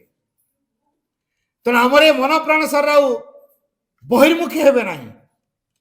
ପରମ ଚେତନାର ଧାରାକୁ ସେମାନେ ନିଜ ଭିତରେ କ୍ରିୟାଶୀଳ କରିବେ ଏବଂ ଅଭିପ୍ସାର ଧାରାରେ ଉଚ୍ଚତମ ଶକ୍ତିକୁ ସେମାନେ ଗ୍ରହଣ କରିବା ପାଇଁ ସମର୍ଥ ହେବେ। ସମଗ୍ର ସତ୍ତାରେ ଯେତେବେଳେ ଏହି ପରମ ଚେତନା ଅନୁପ୍ରବେଶ କରି କ୍ରିୟା କରି ଆରମ୍ଭ କରିବେ, ତାପରେ ସବୁରି ଭିତରେ ଦିବ୍ୟତା ଫୁଟି ଉଠିବ। ପ୍ରତ୍ୟେକ ସତ୍ତାର ଯୋଉ ଅସଲ ସତ୍ୟ ପ୍ରକାଶିତ ହବ, ଏଇ ବାର୍ତ୍ତା ଆମକୁ ମନେ ରଖିବାକୁ ପଡିବ। ମା ସେଇଥିପାଇଁ କହିଲେ, never forget that you are not alone. ତମେ ଚିନ୍ତା କରୁଛ କି ତମେ ଏ କାମଟା କରିପାରିବନି ବୋଲି, ମନେ ରଖ, କଦାପି ଏ କଥା ଭୁଲ ନାହିଁ। You are not alone. ତମେ ଏକୁଟିଆ ନୁହେଁ, ତମ ସହିତ କେହି ଜଣ ଅଛନ୍ତି ଏ ଦିଗରେ ସହଯୋଗ କରିବା ପାଇଁ। କିଏ ସେ? The divine is with you. ଭଗବାନ ତମ ସହିତ ଅଛନ୍ତି, ହେଲ୍ପିଂ ଆଣ୍ଡ ଗାଇଡିଂ ୟୁ। ସେ ତମକୁ ସାହାଯ୍ୟ ବି କରୁଛନ୍ତି, ମାର୍ଗ ବି ଦେଖାଉଛନ୍ତି। He is the companion who never fails. ସିଏ ଜଣେ ଏମିତିକା ସହଚର ବା ସାଥୀ ଯିଏ ତମକୁ କେବେ ହତାଶ କରିବେ ନାହିଁ। ଦ friend whose love comforts and ଷ୍ଟ୍ରେନ୍ଥେନ୍ସ। ସିଏ ଜଣେ ଏମିତିକା ବନ୍ଧୁ ଯାହାଙ୍କର ପ୍ରେମ ତମକୁ ଶକ୍ତିମନ୍ତ କରେଇ ଦିଏ, ସନ୍ତୋଷ ଆଣିକି ଦିଏ। Whose love comforts and strengthens. ସନ୍ତୋଷ ଆଣିକି ଦିଏ, ଶକ୍ତିଶାଳୀ ବି କରାଏ। Have faith, he will do everything for you. ବିଶ୍ୱାସ ରଖ, ଖାଲି ବିଶ୍ୱାସ ରଖ। He will do everything for you. ସେ ତମ ପାଇଁ ସବୁ କିଛି କରିଦେବେ। ବିଶ୍ୱାସ ଅଛି ତ? ବିଶ୍ୱାସ ଯଦି ଅଛି, ସୋମବାରିଆ ମନ୍ଦିରକୁ କାହିଁ ଦୌଡୁଛୁ? ଜାଗର ଯାତ୍ରା ଶିବ ମନ୍ଦିର କାହିଁ ଭିଡ଼ କରିଛୁ? ବଡ଼ ଓଷା ହେଲା ଶିବ ମନ୍ଦିର କାହିଁ ଭିଡ଼ କରିଛୁ? ହାବଳେଶ୍ୱର ଦୌଡ଼ିଛୁ କି ଆଉ ସେ କୁଆଡେ କୁଆଡେ ପଳଉଛୁ? ଦୁନିଆ ପର୍ବପର୍ବାଣୀ ସବୁ ପାଳନ କରିଦଉଛୁ, ମନ୍ଦିର ଯାଉଛୁ। ଯଦି ବିଶ୍ୱାସ ଅଛି ମା ଅଛନ୍ତି ଭଗବାନ, ଆଉ ଡାଇଭର୍ଟ ହବା କଥା ନୁହେଁ କୁଆଡେ। ଆମେ ତ ପୁଣି ଡାଇଭର୍ଟ ହେଇଯାଉଛୁ। ତ ବିଶ୍ୱାସରେ କମି ଅଛି। ଯେତିକି ବିଶ୍ୱାସ ରହିଲେ ପରମ ଚେତନା ଆମ ଭିତରେ କ୍ରିୟାଶୀଳ ହବ, ତାଙ୍କ ଶକ୍ତି ଆମ ଭିତରେ କ୍ରିୟାଶୀଳ ହବ, ଆଉ ନୂଆ ଧାରାରେ ଆମ ଜୀବନ ତିଆରି ହବ। ଆମେ ନୂଆ ମଣିଷ ହେଇପାରିବା। ଆମେ ସେଇ ପ୍ରକାର ହେଇକି ଅନ୍ୟକୁ ଦେଖେଇବା। ମୁଁ ଜଳୁନି, ଅନ୍ୟ କାହାକୁ ଜଳେଇବି କୁହନ୍ତୁ ନା ଦେଖିବା। ନା, ଆଲୋକ ଜଳିଲେ ଅନ୍ଧାର ପଳାଏ। ବାଣୀ କହିଲେ ହବ କି? ଉପଲବ୍ଧି ହବ? ଆଲୋକଟା କେମିତିକା, ଅନ୍ଧାରଟା କେମିତି ଦୂର କରେ, ଆଲୋକଟା ଜାଳିକି ଅନ୍ଧାର ଭିତରେ ଦେଖେଇବା ଦରକାର। ତାହେଲେ ଅନ୍ଧାରଟା କେମିତିକା ଦୂର ହେଲା ଏଟା ରିଅଲାଇଜରେ ଆସିବ। ଆଉ ଖାଲି ମୁହଁରେ କହିଦେଲେ ହବ କି? ତେଣୁ ଆମକୁ ଶ୍ରୀ ଅରବିନ୍ଦଙ୍କ ଚେତନାକୁ ନେଇକି ବଞ୍ଚିବାକୁ ପଡିବ। ତାହେଲେ ଶ୍ରୀ ଚେତନା କଣ ଉପଲବ୍ଧି କରିବ? ତେଣୁ ଏଇ ପରମ ଚେତନାର ଧାରାରେ ଆମକୁ ବଞ୍ଚିବାକୁ ପଡିବ। ଯେପର୍ଯ୍ୟନ୍ତ ପରମ ଚେତନାର ଧାରାରେ ବଞ୍ଚି ନାହୁଁ, ପୂଜା ଭିତରେ ଆମେ ଅଛୁ, ଆମେ ଭବିଷ୍ୟତ ପାଇଁ ଯୋଗ୍ୟ ହେଇପାରିବୁ। ଆଉ ଏ କଥାଟି ଦୃଢ ନିଶ୍ଚିତ ଯେ ଅତୀତ ହରି ବଞ୍ଚି ରହିବାକୁ ଚାହେଁ, ତା ବିରୁଦ୍ଧରେ ଆସନ୍ନ ଭବିତବ୍ୟର ମହାଯୁଦ୍ଧରେ ଆମେମାନେ ଯେପରି ସଫଳତା ହାସଲ କରିପାରୁ। ଆସନ୍ନ ଭବିଷ୍ୟତ ଯୋଉ କୁହାହଉଛି, ଏକ ସଂଗ୍ରାମ ଚାଲିଛି ବର୍ତ୍ତମାନ। ପୁରାତନ ତା ଗାଦି ଛାଡିବାକୁ ଚାହୁଁନି। ଆପଣ ଗୋଟେ ଜାଗାରେ, ଅନାବାଦୀ ଜାଗା ହଉ କି ସରକାରୀ ଜାଗା ହଉ, 40 ବର୍ଷ ଘର କରି ରହିଲେଣି, ସରକାର ଗୋଟେ ଉଠ, ସହଜେ ଉଠିବେ?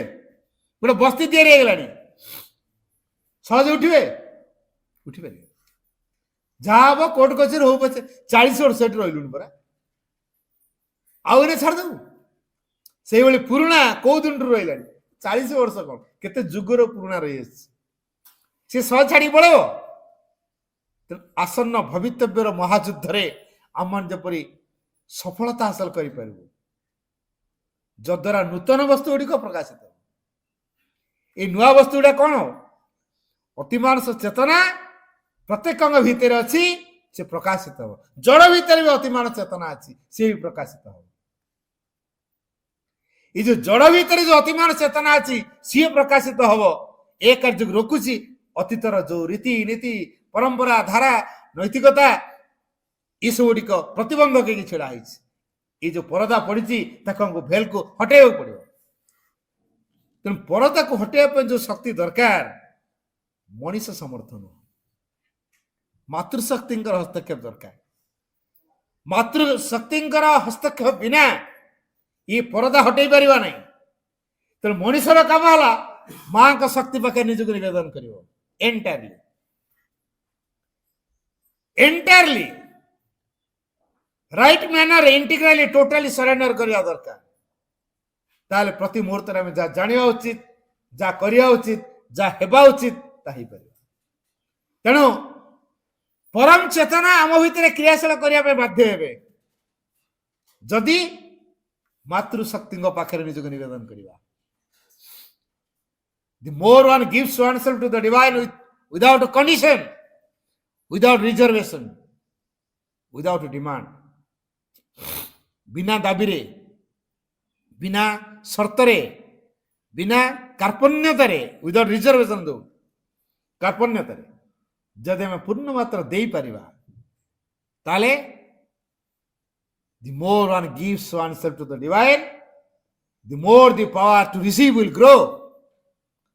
अर्थात आमे जेते अधिक दे परिबा आमे सेते अधिक ग्रहण करि परिबा पई समर्थ होई परिबा तो जो परम चेतना रिसीव करिया पई कंडीशन ला दवा जे जेते दे पड़छ जे निज जीवन को मां को पाखर दे देछि ता जीवन रा अधिकार ता पर अछि मो जीवन अधिकार मोर नहीं कारण मुझे तो मां कर पाखर निजक दे देछि फील करिया दरकार मो जीवन दायित्व माने मो जीवन कौन से डिसाइड करे मु कहीं व्यस्त मु जदि व्यस्त ता माने मो मां पाखे निजक देइनी मो दायित्व ए अछि मो जीवन दायित्व ए मो पाखे अछि तेणु लोक यही वार्ता आम नहीं बचाइक पड़ो लोक पाखे पहुंचा पड़ो जे परम चेतना आम जीवन दायित्व ने आम आत्मसत्तार प्रभाव जागृत हेले भारत बलियान हम भारत शक्ति जो जागृत हो उठिब समग्र विश्व को तार आध्यात्मिकता से प्रदान करी विश्व को परिवर्तन करिबारे भारत शिक्षा दब तेणु आम प्रत्येक भीतर आत्मसत्तार जागृत हेले आत्मज्ञान प्रकाशित हेले सही आध्यात्मिकतार प्रभाव भारत वर्ष अन्य देश को प्रदान करिब तार जो दिव्य प्रेमर भाव समग्र पृथ्वी को एक करिब एक नुआ पृथ्वी गढ़वे भारत अग्रणी भूमिका ग्रहण कर कौन करिया पड़ो ए क्षेत्र में overgrow your small egoistic personality overgrow your small egoistic personality आमे जो आमर क्षुद्र अहंगत व्यक्तित्व नहीं बचुनु ताको अतिक्रम करिया ओवरग्रो अतिक्रम करिया योर स्मॉल इगोइस्टिक पर्सनालिटी तुम्हारा क्षुद्र अहंगत व्यक्तित्व को तुम अतिक्रम कर जाओ and be a true child of mother India Bharat मातर एक योग्य संतान हो उठो एवं fulfil your duty with honesty and rectitude आमर जो कर्तव्य आमको दिया समाज रे ताको ऑनेस्टली करिया पड़ो जो ऑनेस्टी जगह डिजनेस्टी काम कला सुप्रामेंटल डिजनेस्टी भीतर काम कर परिबनी तेणु fulfil your duty with honesty and rectitude प्रति मुहूर्त रे आम निजक रेक्टिट्यूड करी चलिए संशोधन करी भूलता हो को मनुष्य भीतर भूल ना ये से जड़े माँ जदि माँ के प्रति उन्मुक्त रही पारे आम भितर हजार त्रुटि थिले भी माँ तो संशोधन कर दे। तेणु ये जो माँ I am ready to correct your mistake 1000 times माँ कहले I am ready to correct your mistakes 1000 times आ को बेला प्रतिशोध माँ देता मु प्रस्तुत अच्छी 1000 बार तम भूल को संशोधन करने if you open to the divine जदि तुम भगवान प्रति उन्मुक्त होकर रही पारिल I am ready to correct your mistakes 1000 times मु 1000 बार तुम्हारा भूल गुड़ी को संशोधन कर दी पारि तेन जो नुआ वार्ता जे आमे भविष्यत जगतर निर्माता अतीत को भविष्यतर प्रस्तुतिर क्षेत्र हिसाब ग्रहण करवा leaving the past far behind us late us run towards a luminous future हमको सही भावना रखिया पड़े माँ जो कहले fulfil your duty with honesty and rectitude हमको सही कथा करिया पड़े पुणी कहले keep cheerful and confidence in all circumstances keep cheerful and confident माँ अछंती पूर्ण निर्भर सारी तो keep cheerful and confident प्रसन्न भाव बजाय रख एवं पूर्ण निर्भरशील ही रख सब प्रसन्न हो रख ताले भविष्य में योग्य ही परिवा तेन जो अतीत आहरी बंची रहा चाहूँगी ता विरुद्ध रे आसन्न भविष्य महायुद्ध रे आम सफलता हासिल कर जद्वारा नूतन वस्तु गुड़िक प्रकाशित हम अतीत को जाबुड़ी धरती नुआ प्रकाशित हम कि अतीत को जाबुड़ी धरते नुआ कथा प्रकाश हो पार ना तेणु कौन करवा leaving the past far behind us अतीत को बहु दूर फिंगी दे let us run towards a luminous future आस आम एक उज्जवल भविष्य अभिमुखे धावमान हवा तेणु प्रभु आमको व्यवहार करंतु आज भली पवित्र दिन में गोटे कथा मन रखा there is no greater pride and glory than to be a perfect instrument of the master प्रभुंकर परिपूर्ण जंत्रटी हेबाठु बड़ी बड़ गर्व गौरवर कथा आउ किछि नहीं तो आसंतु आज पवित्र श्री अरविंद देहांश प्रतिष्ठा दिवस रे प्रभु पाखे एति निवेदन करवा जे प्रभु तमें आमको तुम जंत्र उपर व्यवहार कर गोटे परफेक्ट इंस्ट्रूमेंट कर गढ़ जमी तुम इच्छा को आम पूर्ण कर उपयुक्त जंत्र ही करूँ बंदन बहुत बहुत धन्यवाद भाई समय बहुत अल्प खरा दिन से आम जमती हेले 12:30 सारीदेवा बोल डिसाइड करूँ भाई आउ कहबार थिला तथापि भाई को बंद कर दिगला वर्तमान मु सुब्रत भाई को अनुरोध करुछि से तांकर आलोचना को आगे नेबे।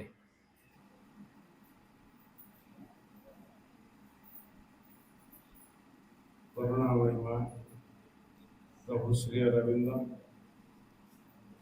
श्रद्धा एवं सम्मान अजय भाई बुध भाई एवं एठी उपस्थित थिवा विभिन्न पाठ्यक्रम आसी समस्त यही मातृप्रेमी भाई बाबा विषय वस्तु दिखाई आत्म आविष्कार पथरे जीवन ये विषय वस्तु भितर मझिरे ठीक रही गोटे शब्द आविष्कार आविष्कार अर्थ आम समस्ते जानीचे जो जिनस अच्छी किंतु आम ताको जानी पारे ना कि व्यवहार करूना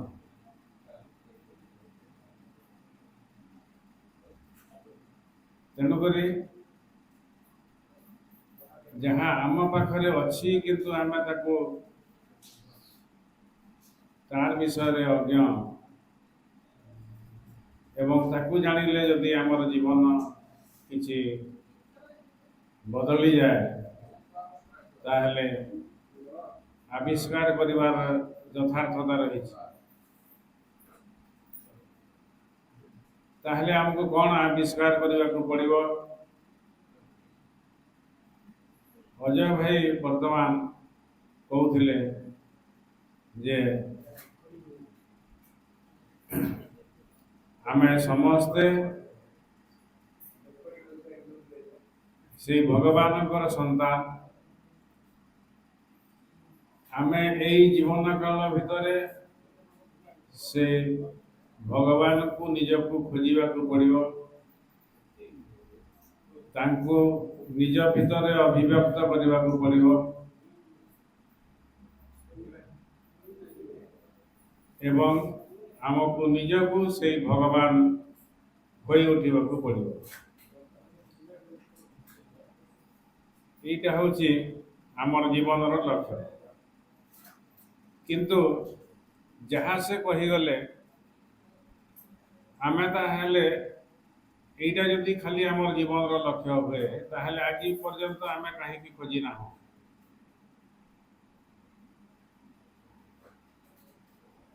ତାର କାରଣ ମୁଁ ଯେତେ ଦୂର ଅନୁଭବ କରେ ଯେ ମୋ ଭିତରେ ସେ ଭଗବାନଙ୍କୁ ଖୋଜି ଯଦି ପାଇବାର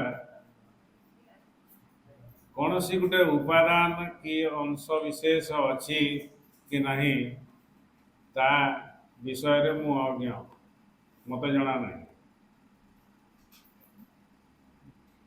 ତେଣୁ ସେ ଖୋଜିବାର ଗୋଟେ ଅଂଶ ନିଶ୍ଚିତ ଭାବରେ ଆମ ଭିତରେ ଅଛି। ସେ ଅଂଶଟିକୁ ଆମକୁ ଆବିଷ୍କାର କରିବାକୁ ପଡ଼ିବ ଏବଂ সেই অংশ বিশেষটি হচ্ছে যে আমার আত্মা, যাহাকু আমি বিভিন্ন সময়ে আত্মা কহিথাও, অনেক ক্ষেত্রে চৈত্য সত্তা কহিথাও এবং মଣିষ জীবনর চরম লক্ষ্য হচ্ছে সেই চৈত্য সত্তার আবিষ্কার করা। তাহলে যাইকি এই যোগধারারে শ্রী অরবিন্দଙ୍କର যোগ ভিতরে যাহা কিছু কুহযাই থাকে সবু কিছু ଆମେ କରିପାରିବା। ଆମେ ସମସ୍ତେ ଅନୁଭବ କରିଥାଉ, ଜାଣିଛୁ ଯେ ଆମର ଗୋଟେ ଶରୀର ଅଛି, ଗୋଟେ ପ୍ରାଣ ଅଛି, ମନ ଅଛି, କିନ୍ତୁ ତା ଭିତରେ ଆଉ ଯାହା ଅଛି ଆମେ ବିଭିନ୍ନ ଜାଗାରେ ଶୁଣୁଛୁ, ଦେଖୁଛୁ, କହିଲେ ଭୁଲ ହବନି, କିନ୍ତୁ ତାକୁ ଆମେ କେବେ ରିଏଲାଇଜ କରିନାହୁଁ। ତେଣୁକରି ସେଇ ଚୈତ୍ୟ ସତ୍ତାଟିକୁ ଆମ ଭିତରେ ଆବିଷ୍କାର କରିବାକୁ ପଡ଼ିବ। ସେଇଥିପାଇଁ ଆଜିର ଏଇ ବିଷୟବସ୍ତୁ ରହିଛି ଆତ୍ମ ଆବିଷ୍କାର ପଥରେ ଜୀବନ। ଆମେ ସାଧାରଣ ଜୀବନଯାପନ କରୁଛେ, ଯେଉଁ ଜୀବନ କାଳ ଭିତରେ ଆମେ ବିଭିନ୍ନ ବାହ୍ୟ ଜିନିଷ ଗୁଡ଼ିକୁ ନେଇକରି କେବଳ ଜୀବନ ବଞ୍ଚୁଛେ, ସେଇ ଅସଲ ଉଦ୍ଦେଶ୍ୟଟିକୁ ଭୁଲି ଯାଇକରି ଆମେ ସାଧାରଣତଃ ବିଭିନ୍ନ ପ୍ରକାର ପାର୍ଥିବ ଜିନିଷ, ବିଷୟବସ୍ତୁ ଏସବୁ ଗୁଡ଼ାକରେ ବେଶୀ ସମୟ ଦେଉଛେ, ଯେଉଁଟାକି ଜୀବନର ଲକ୍ଷ୍ୟ ତାକୁ ଭୁଲି ଯାଉଛି। ଏବଂ ସେଇଥିପାଇଁ ପ୍ରତ୍ୟେକ ମଣିଷ ତାର ଆପଣା ଭିତରେ ପ୍ରଚ୍ଛନ୍ନ ହୋଇ ରହିଥିବା ସେଇ ଏକ ଉଚ୍ଚତର ଚେତନାର ସମ୍ଭାବନାଟିକୁ ବହନ କରି ରହିଛି,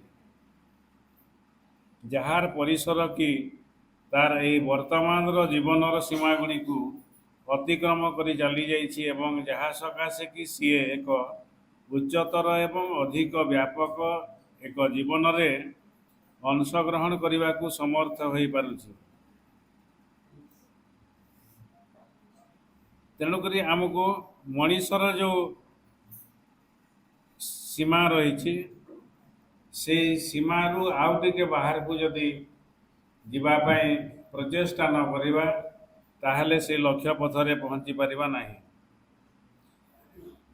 ଏ ମଣିଷର ମନୋଗତ ଚେତନା ଯାହା କେବେ ହେଲେ ଜାଣିପାରେ ନାହିଁ ଏବଂ ଯେଉଁ କାର୍ଯ୍ୟଟିକୁ ଆଦୌ ସେ କରିପାରେ ନାହିଁ, ଏଇ ଆମେ ଯାହାକୁ ଆବିଷ୍କାର କରିବାକୁ ଅଛି ସେଇ ଚେତନାକୁ ଯଦି ଧାରଣ କରିପାରିବା ତାହେଲେ ଆମେ ଆଉ ଟିକେ ସେ ଉପର ସ୍ତରକୁ ଯାଇକରି ଆମର ଲକ୍ଷ୍ୟ ପଥରେ ପହଞ୍ଚି ପାରିବା।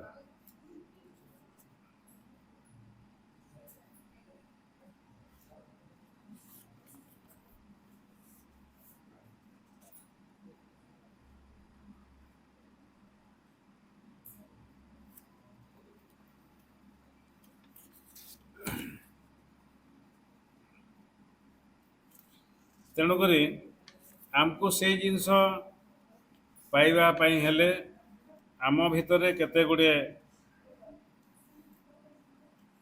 ଜିନିଷ କରିବା ଦରକାର। ସର୍ବପ୍ରଥମ ଏବଂ ସମ୍ଭବତଃ ସବୁଠାରୁ ଅଧିକ ମହତ୍ତ୍ୱପୂର୍ଣ୍ଣ କଥା ହେଉଛି ଯେ ମନସ୍ତରୀୟ ଯାବତୀୟ ମତାମତ ତଥା ପ୍ରତିକ୍ରିୟା ଆପଣଙ୍କୁ ବିଭିନ୍ନ ପ୍ରତିକ୍ରିୟାରୁ ନିଜକୁ ନିବୃତ୍ତ କରି ରଖିବା, ଯାହାକି ଆମ ପାଇଁ ନିହାତି ଆବଶ୍ୟକ। କେତେ ଗୁଡ଼ିଏ ଜିନିଷ ଦୈନନ୍ଦିନ ଜୀବନରେ ବିଭିନ୍ନ ସମୟରେ ଆମେ କରୁଛୁ, କିନ୍ତୁ ଅତି ସାଧାରଣ କଥା, କିନ୍ତୁ ତାକୁ ଆମେ ପାଳନ କରୁନୁ। ଯେମିତିକି ପ୍ରଥମେ ମୁଁ କହିବି ଯେ ବ୍ୟକ୍ତିଗତ ଜୀବନରେ ତୁମେ ଆରାମ, ସନ୍ତୋଷ, ଉପଭୋଗ ତଥା ସୁଖ ଲାଗି ଯେତେ ଯାହା ଉଦ୍ୟମ କରୁଛ ବା ଲାଲସା ରଖୁଛ, ତୁମକୁ ସେଗୁଡ଼ିକର ପରିତ୍ୟାଗ କରିବାକୁ ହେବ। ତୁମେ କେବଳ ଅଗ୍ରଗତି ଲାଗି ହିଁ ଏକ ଜଳନ୍ତା ନିଆଁ ପରି ହୋଇ ହିଁ ରହିଥିବ। ସେହି ଅଗ୍ରଗତିର ସହାୟକ ହେଉଥିବା ତୁମ ସମ୍ମୁଖସ୍ଥ ଯେକୌଣସି ବସ୍ତୁର ତୁମେ ସାହାଯ୍ୟ ନେବ ଏବଂ ଯେତେବେଳେ ଯେଉଁ ପ୍ରଗତିର ଆବଶ୍ୟକତା ରହିଛି ସେତେବେଳେ ତାହା ତତ୍କ୍ଷଣାତ୍ କରିବା ଲାଗି ତୁମେ ସର୍ବଦା ପ୍ରସ୍ତୁତ ରହିବ। ଏଇଟା ହେଲା ନମ୍ବର 1 ଜିନିଷ। ଦ୍ୱିତୀୟରେ କହୁଛନ୍ତି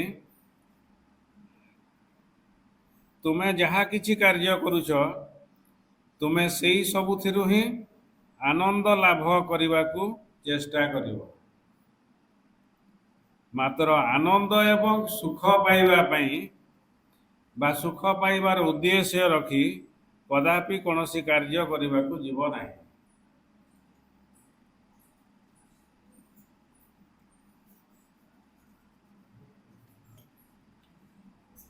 ତିନି ନମ୍ବର କଥା ହେଲା, ସମୟ କମ୍ ରହିଛି, ମୁଁ ଟିକେ ଶୀଘ୍ର ପଏଣ୍ଟ ଗୁଡ଼ିକୁ ଟଚ୍ କରିକି କେବଳ ଯିବି। 3 ନମ୍ବର ପଏଣ୍ଟ ହେଉଛି ତୁମେ କେବେ ହେଲେ କୌଣସି କଥାରେ ଉତ୍ତେଜିତ ହୋଇପଡ଼ିବ ନାହିଁ, ଭୀତ କିମ୍ବା ତ୍ରସ୍ତ ହୋଇ ଉଠିବ ନାହିଁ। ଯାବତୀୟ ପରିସ୍ଥିତିର ସମ୍ମୁଖରେ ବି ଶାନ୍ତ ଏବଂ ସ୍ଥିର ହୋଇ ରହିବ। ତଥାପି ତୁମକୁ ଯେଉଁ ଅଗ୍ରଗତି କରିବାକୁ ପଡ଼ିବ ତାହାର ଆବିଷ୍କାର କରିବା ବିଷୟରେ ଏବଂ କୌଣସି କାଳ ବିଳମ୍ବ ନକରି ତାହାକୁ କରିବା ବିଷୟରେ ତୁମକୁ ସର୍ବଦା ସତର୍କ ହୋଇ ରହିବାକୁ ପଡ଼ିବ।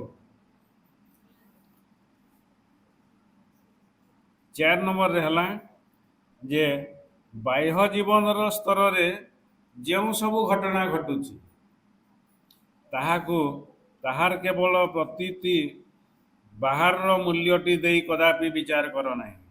ଉପର ଠାଉରିଆ ଭାବରେ ତାକୁ ଦେଖିକରି ଆମେ ବିଚାର କରିବା ନାହିଁ। ଆଉ ଅନ୍ୟ କିଛିକୁ ଅଭିବ୍ୟକ୍ତ କରିବାକୁ ଯାଇ ସେଗୁଡ଼ିକ କେବଳ ଏକ ଭାରି ଅକୁଶଳ ଚେଷ୍ଟା କରିଥାନ୍ତି। ମାତ୍ର ଅସଲ ବସ୍ତୁଟି ଆମର କେବଳ ଏହି ଉପରସ୍ତରୀୟ ବୋଧଟିକୁ ଏଡ଼ି ଦେଇ ପ୍ରକୃତରେ ଆଉ କେଉଁଠି ଯାଇ ରହିଥାଏ।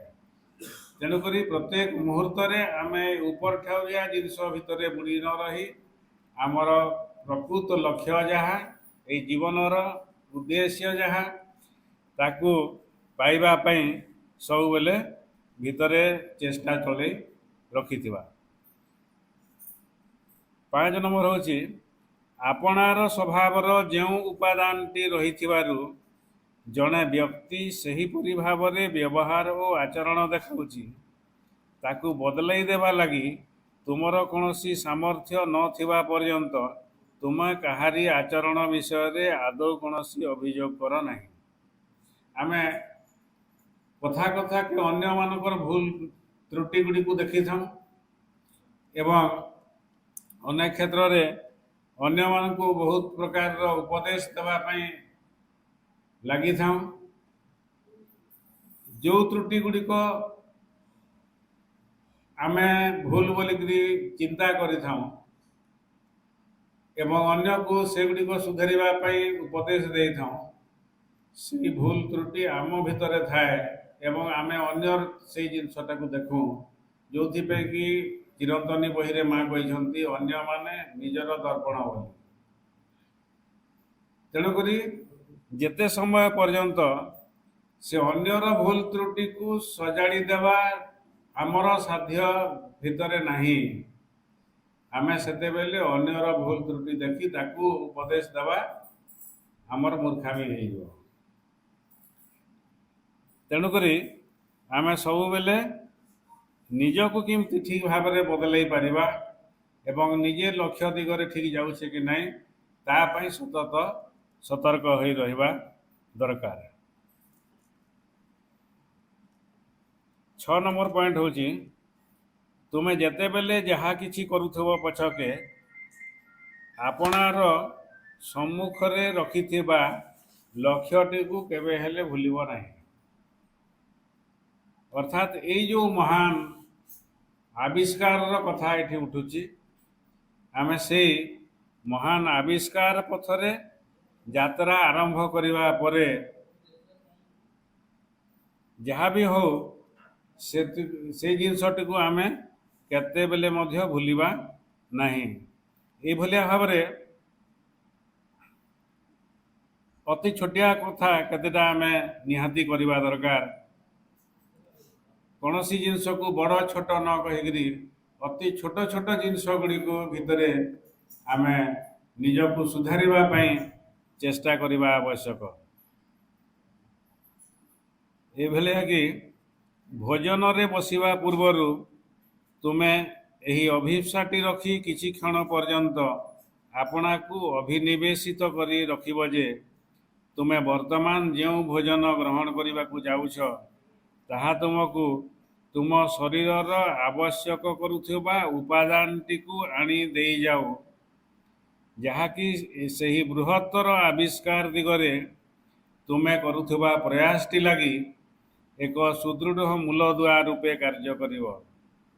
ଏହି ପ୍ରୟାସଟିରେ ଅବିରତତା ଏବଂ ଅଧ୍ୟବସାୟ ସହିତ ଲାଗି ରହିବାକୁ ତୁମକୁ ଆବଶ୍ୟକ ଶକ୍ତି ଆଣି ଦେଇଯିବ। ଆମକୁ ବିଭିନ୍ନ ସମୟରେ ଜୋରରେ ଭୋକ ହୁଏ, ସେତେବେଳେ ଖାଦ୍ୟ କିଛି ଯଦି ମିଳିଗଲା ତାହେଲେ କେଉଁଟା କେମିତିଆ ଖାଇବା ଆମେ ତାକୁ ବି ବିଚାର କରୁନୁ, ଯେଉଁଟା ଆମକୁ ଇଚ୍ଛା ହେଇଗଲା ସାଙ୍ଗେ ସାଙ୍ଗେ ଖାଇଦେଉ।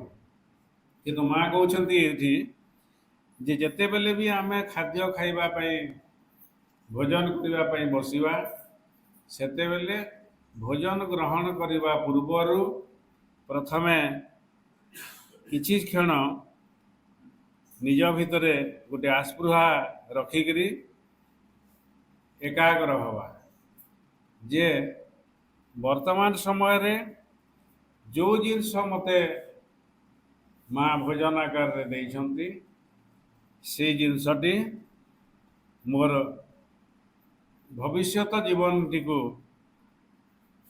ସେଇ ଲକ୍ଷ୍ୟ ମାର୍ଗରେ କିପରି ନେଇପାରିବ ତା ପାଇଁ ଦରକାରୀ ଜିନିଷ ସବୁ ଏଇ ଖାଦ୍ୟ ଭିତରୁ ମୋର ଶରୀର ପ୍ରାପ୍ତ ହେଇପାରିବ। ଏଭଳିଆ ଏକ ମାନସିକତା ସହ ମାଙ୍କ ପାଖରେ ନିବେଦନ ପୂର୍ବକ ଖାଦ୍ୟ ଗ୍ରହଣ କରିବା ଦରକାର। ନେକ୍ସଟ 7th ପଏଣ୍ଟ ହେଉଛି ଯେ ପ୍ରତ୍ୟେକ ଦିନ ଶୋଇବାକୁ ଯିବା ପୂର୍ବରୁ ତୁମେ ଏହିପରି ଏକ ଆସ୍ପୃହା ସହିତ କେତୋଟି କ୍ଷଣ ଲାଗି ଆପଣାକୁ ଅଭିନିବେଶିତ କରି ରଖିବ ଯେ ତୁମର ନିଦ୍ରା ତୁମର ଅବଶ କ୍ଳାନ୍ତ ସ୍ନାୟୁଗୁଡ଼ିକୁ ପୁନର୍ବଳଯୁକ୍ତ କରିଦେଇପାରିବ। ତୁମର ମସ୍ତିଷ୍କରେ ତାହା ଶାନ୍ତି ସ୍ଥିରତା ଆଣିଦେବ, ଯେପରିକି ସକାଳେ ନିଦରୁ ଉଠି ତୁମେ ନୂତନ ବଳ ସହିତ ତୁମର ସେହି ବୃହତ୍ ଆବିଷ୍କାର ପଥର ଯାତ୍ରାରେ ପୁନର୍ବାର ବାହାରି ଯାଇପାରିବ। କୁହାଗଲା ଯେ ପ୍ରତ୍ୟେକ ଦିନ ଶୋଇବା ଆଗରୁ ଆମେ ବାରମ୍ବାର ବିଭିନ୍ନ ସମୟରେ ଶୁଣି ଆସୁଛେ ଯେ ଶୋଇବା ପୂର୍ବରୁ କିଛି ସମୟ ଆତ୍ମସମୀକ୍ଷା କରିବା ଦରକାର ଏବଂ ସେ ଆତ୍ମସମୀକ୍ଷା ସହିତ ଗୋଟେ ଦିନ ଭିତରେ ଯାହା କିଛି ଭୁଲ ତ୍ରୁଟି କରିଥାଉ ସେଗୁଡ଼ିକ ପରବର୍ତ୍ତୀ ସମୟରେ ଆଉ ଯେମିତି ନ ହଉ ତା ପାଇଁ ମାଙ୍କ ନିକଟରେ ଭଗବାନଙ୍କ ନିକଟରେ ପ୍ରାର୍ଥନା କରିବା ଦରକାର ଯେ ଆଜି ଏଇ 24 ଘଣ୍ଟା ଭିତରେ ମୁଁ ଏହିସବୁ କାର୍ଯ୍ୟ କଲି ଏବଂ ତା ଭିତରୁ ଅମୁକ ଅମୁକ ଜାଗାରେ ମୋର ଏହିସବୁ ଭୁଲ ତ୍ରୁଟି ହେଲା, କାଲି ଯେମିତି ସେ ଭୁଲ ତ୍ରୁଟି ନ ହୁଏ ତା ପାଇଁ ଆମେ ଶୋଇବା ପୂର୍ବରୁ ମାଙ୍କୁ ଜଣାଇବା ଦରକାର ଏବଂ ପ୍ରେୟାର କରିବା ଦରକାର ଯେ ମୁଁ ବର୍ତ୍ତମାନ ଯେତେବେଳେ ଶୋଇବି ଏ ଶୋଇବା ସମୟରେ ମୋର ଏଇଭଳିଆ ନିଦ୍ରା ହେବା ଦରକାର ଯେ ଦିନ ସାରା ଭିତରେ ଯାହା କିଛି ଆମେ କାର୍ଯ୍ୟ କରିଛେ ସେଥିରେ ଯେତିକି ଅବଶ କିମ୍ବା କ୍ଳାନ୍ତ ହେଇ ପଡ଼ିଛେ ଆମର ସମସ୍ତ ସ୍ନାୟୁ ଯେମିତି ସେଗୁଡ଼ିକ ଠାରୁ ଦୂରେଇ ଯାଇକରି ପୁଣି ନୂଆ ବଳ ନେଇକରି କାର୍ଯ୍ୟ କରିବା ପାଇଁ ସେ ସକ୍ଷମ ହୋଇପାରିବ ଏବଂ ମସ୍ତିଷ୍କରେ ସେଇ ନିଦ୍ରା ଶାନ୍ତି ଏବଂ ସ୍ଥିରତା ଆଣିଦେବ, ଯାହାଦ୍ୱାରା କି ଆମେ ପୁଣି ଯେତେବେଳେ ନୂଆ ସକାଳଟିଏ ନୂଆ ଦିନଟିଏ ପାଇବା ସେତେବେଳେ ମାଙ୍କ କାର୍ଯ୍ୟରେ ଆମେ ପୁରା ନୂଆ ଦମ ସହିତ ସବୁବେଳେ ତାଙ୍କର କାମ କରିବା ପାଇଁ ପ୍ରସ୍ତୁତ ହେଇପାରିବ। 8 ନମ୍ବର ଜିନିଷ ହେଉଛି ଯେକୌଣସି କାର୍ଯ୍ୟ କରିବା ପୂର୍ବରୁ ମଧ୍ୟ ତୁମର ଇଚ୍ଛା ଶକ୍ତି ଉପରେ ଆପଣାକୁ ସଂକେନ୍ଦ୍ରିତ କରି ରଖିବ, ଯେପରିକି ସେହି ବୃହତ୍ ଆବିଷ୍କାର ଅଭିମୁଖରେ ତୁମର ଯାତ୍ରାରେ ତୁମର ଏହି କାର୍ଯ୍ୟଟି ପ୍ରକୃତରେ ସହାୟକ ହୋଇ ରହିବ। ଅନ୍ତତଃ ତାହା ସେଥିରେ କୌଣସି ଅନ୍ତରାୟ ସୃଷ୍ଟି କରିବ ନାହିଁ। ଅର୍ଥାତ୍ ଯେକୌଣସି ଗୋଟେ କାମ କରିବାର ଆଗରୁ ନିଜର ଇଚ୍ଛା ଶକ୍ତି ଉପରେ ଆମେ ନିଜକୁ ଏକାଗ୍ର କରିବା ଦରକାର ଯେ ମୁଁ କ'ଣ କରିବା ପାଇଁ ଯାଉଛି। ଅନେକ ସମୟରେ ଆମେ ବିଭିନ୍ନ ପ୍ରକାରର କାମ କରିଥାଉ ଏବଂ ସେ କାମ କରିବା ଭିତରେ କ'ଣ ପାଇଁ ସେ କାର୍ଯ୍ୟଟିକୁ କରୁଛୁ ତାକୁ ବି ଭୁଲି ଯାଇଥାଉ। ପଚାରିଲା ବେଳେ କ'ଣ ପାଇଁ କରୁଛୁ କହିଲେ କିଛି ଉତ୍ତର ବି ନଥାଏ। ଆମେ ଜାଣି ରଖିବା ଦରକାର ଆମର ଜୀବନର ପ୍ରତ୍ୟେକ କାର୍ଯ୍ୟ ସେଇ ଭଗବତ ଅଭିବ୍ୟକ୍ତି ପାଇଁ କରୁଛେ ଏବଂ ସେଇ କଥାରେ ଯେମିତି କୌଣସି ପ୍ରକାରର ତ୍ରୁଟି ନ ହୁଏ ତାକୁ ସବୁବେଳେ ଆମ ଭିତରେ ଯେମିତି ମନେ ରହିଥିବ, ସେଇଥିପାଇଁ ଆମେ ପ୍ରତ୍ୟେକ କାର୍ଯ୍ୟ କରିବା ଦରକାର ଏବଂ କାର୍ଯ୍ୟ କଲାବେଳେ ତାକୁ ମନେ ରଖିବା ଦରକାର। ଆଉ ବି ଗୋଟେ ଜିନିଷ ଅତି ଗୁରୁତ୍ୱପୂର୍ଣ୍ଣ ଯାହାକି ଆମମାନଙ୍କର ଭିତରେ ବହୁତ ସମୟରେ ଭୁଲ ଭଟକା ହେଇଥାଏ। 9 ନମ୍ବରରେ ମା' କହୁଛନ୍ତି ଯେ ଯେତେବେଳେ ତୁମେ କୌଣସି କଥା କହିବାକୁ ଯାଉଛ ସେତେବେଳେ କହିବା କଥା ଗୁଡ଼ିକ ତୁମ ମୁଖ ଭିତରୁ ବାହାରି ଆସିବା ପୂର୍ବରୁ ତୁମେ ଆପଣାର ସେହି ଶବ୍ଦ ଗୁଡ଼ିକୁ କିଛି ସମୟ ଲାଗି ଅଟକାଇ ରଖିବା ସକାଶେ ଆପଣାକୁ ଅଭିନିବେଶିତ କରି ରଖିବ।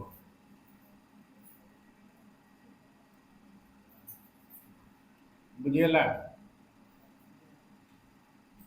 ଯେତେବେଳେ ଆମେ କୌଣସି କଥା କହିବା ପାଇଁ ଯାଉଛେ ବିଭିନ୍ନ ସମୟରେ ବିଭିନ୍ନ ଆଲୋଚନା ହୁଏ, ବିଭିନ୍ନ ଜିନିଷ ଆମେ ଦେଖୁ ଏବଂ ସେତେବେଳେ ହଠାତ୍ କରି କିଛି ଗୋଟେ କାହାରି ପ୍ରତ୍ୟୁତ୍ତର ଦେଇଦେଉ, କିଛି ଗୋଟେ ଘଟଣା ଦେଖିକରି ନିଜର ମତାମତ ରଖିଦେଉ। ସେତିକିବେଳେ ମାଆ କହୁଛନ୍ତି କିଛି ଯେତେବେଳେ କହିବା ପାଇଁ ତମେ ଚାହୁଁଛ ସେତେବେଳେ କହିବାର କଥା ଗୁଡ଼ିକ ତୁମର ମୁହଁରୁ ବାହାରି ଯିବାର ପୂର୍ବରୁ ପ୍ରଥମେ ସେ ଶବ୍ଦ ଗୁଡ଼ିକୁ କିଛି ସମୟ ଅଟକାଇବ ଏବଂ ଟିକେ ଏକାଗ୍ର ହେବ। ମୁଁ ଯାହା ମୋ ମୁହଁରୁ ଶବ୍ଦ ବର୍ତ୍ତମାନ ଉଚ୍ଚାରିତ ହେବ ସେ କଥା ଗୁଡ଼ିକ ଯେମିତି ଇଆଡ଼ୁ ସିଆଡ଼ୁ କିଛି ବାଜେ କଥା ନ ହୁଏ, ଯାହାକି ଅନ୍ୟମାନଙ୍କୁ କୌଣସି ପ୍ରକାରର ତିରସ୍କୃତ ନ କରେ କିମ୍ବା ସେଇ କଥା ଦ୍ୱାରା ମୁଁ କୌଣସି ପ୍ରକାରର ଅସୁବିଧାରେ ନ ପଡ଼େ। ମୋର ମୁହଁରୁ ଯାହା ବାହାରିବ ସେଗୁଡ଼ିକ ମୋର ଯେଉଁ ଲକ୍ଷ୍ୟ ରହିଛି ଯେ ସେ ଭଗବାନଙ୍କୁ ଅଭିବ୍ୟକ୍ତ କରିବା, ନିଜ ଭିତରେ ସେ ଭଗବାନଙ୍କୁ ଆବିଷ୍କାର କରିବା, ସେଇଥିରେ କୌଣସି ଯେମିତି ବାଧା ନ ହୁଏ। ତେଣୁକରି କିଛି କହିବା ପୂର୍ବରୁ ଆମେ ଟିକେ ନିଜକୁ ଏକାଗ୍ର କରି ପ୍ରଥମେ ଚିନ୍ତା କରିବା ଦରକାର ଯେ ମୋ ମୁହଁରୁ ଯାହା ବାହାରିବ ସେ କୌଣସି ପ୍ରକାରର ନିର୍ଭୁଲ ହେଉଥିବ। ସେଇଥିପାଇଁ ଆମର ସେଇ ଯେଉଁ ମହାନ ଆବିଷ୍କାର ରହିଛି, ଯେଉଁଟାକି ଟପିକ୍ର ବିଷୟବସ୍ତୁ ଆତ୍ମ ଆବିଷ୍କାର ପଥରେ ଜୀବନ, ସେ ଆତ୍ମ ଆବିଷ୍କାର ପଥରେ ପ୍ରତ୍ୟେକ ଉଚ୍ଚାରିତ ଶବ୍ଦ ଯେମିତି ସହାୟକ ହେବ ସେଇଭଳିଆ ଭାବରେ ଆମେ କିଛି କହିବା ପୂର୍ବରୁ ଚିନ୍ତା କରିକିରି ନିଜର ସେଇ ଶବ୍ଦ ଉଚ୍ଚାରଣ କରିବା ଦରକାର ବା କହିବା ଦରକାର।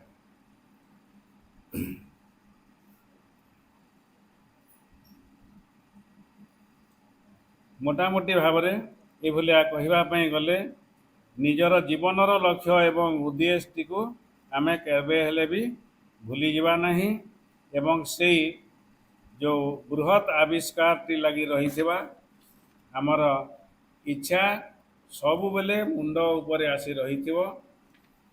ଯାହା କିଛି ଆମେ କରୁଥିବା, ଯାହା କିଛି ଆମେ ହେଇ ଉଠିବାକୁ ଚେଷ୍ଟା କରୁଥିବା, ସେଇ ସବୁ ଉପରେ ଆମେ ଏକାଗ୍ର ହେଇକିରି ପ୍ରତ୍ୟେକ କାର୍ଯ୍ୟକୁ କରୁଥିବା ଦରକାର।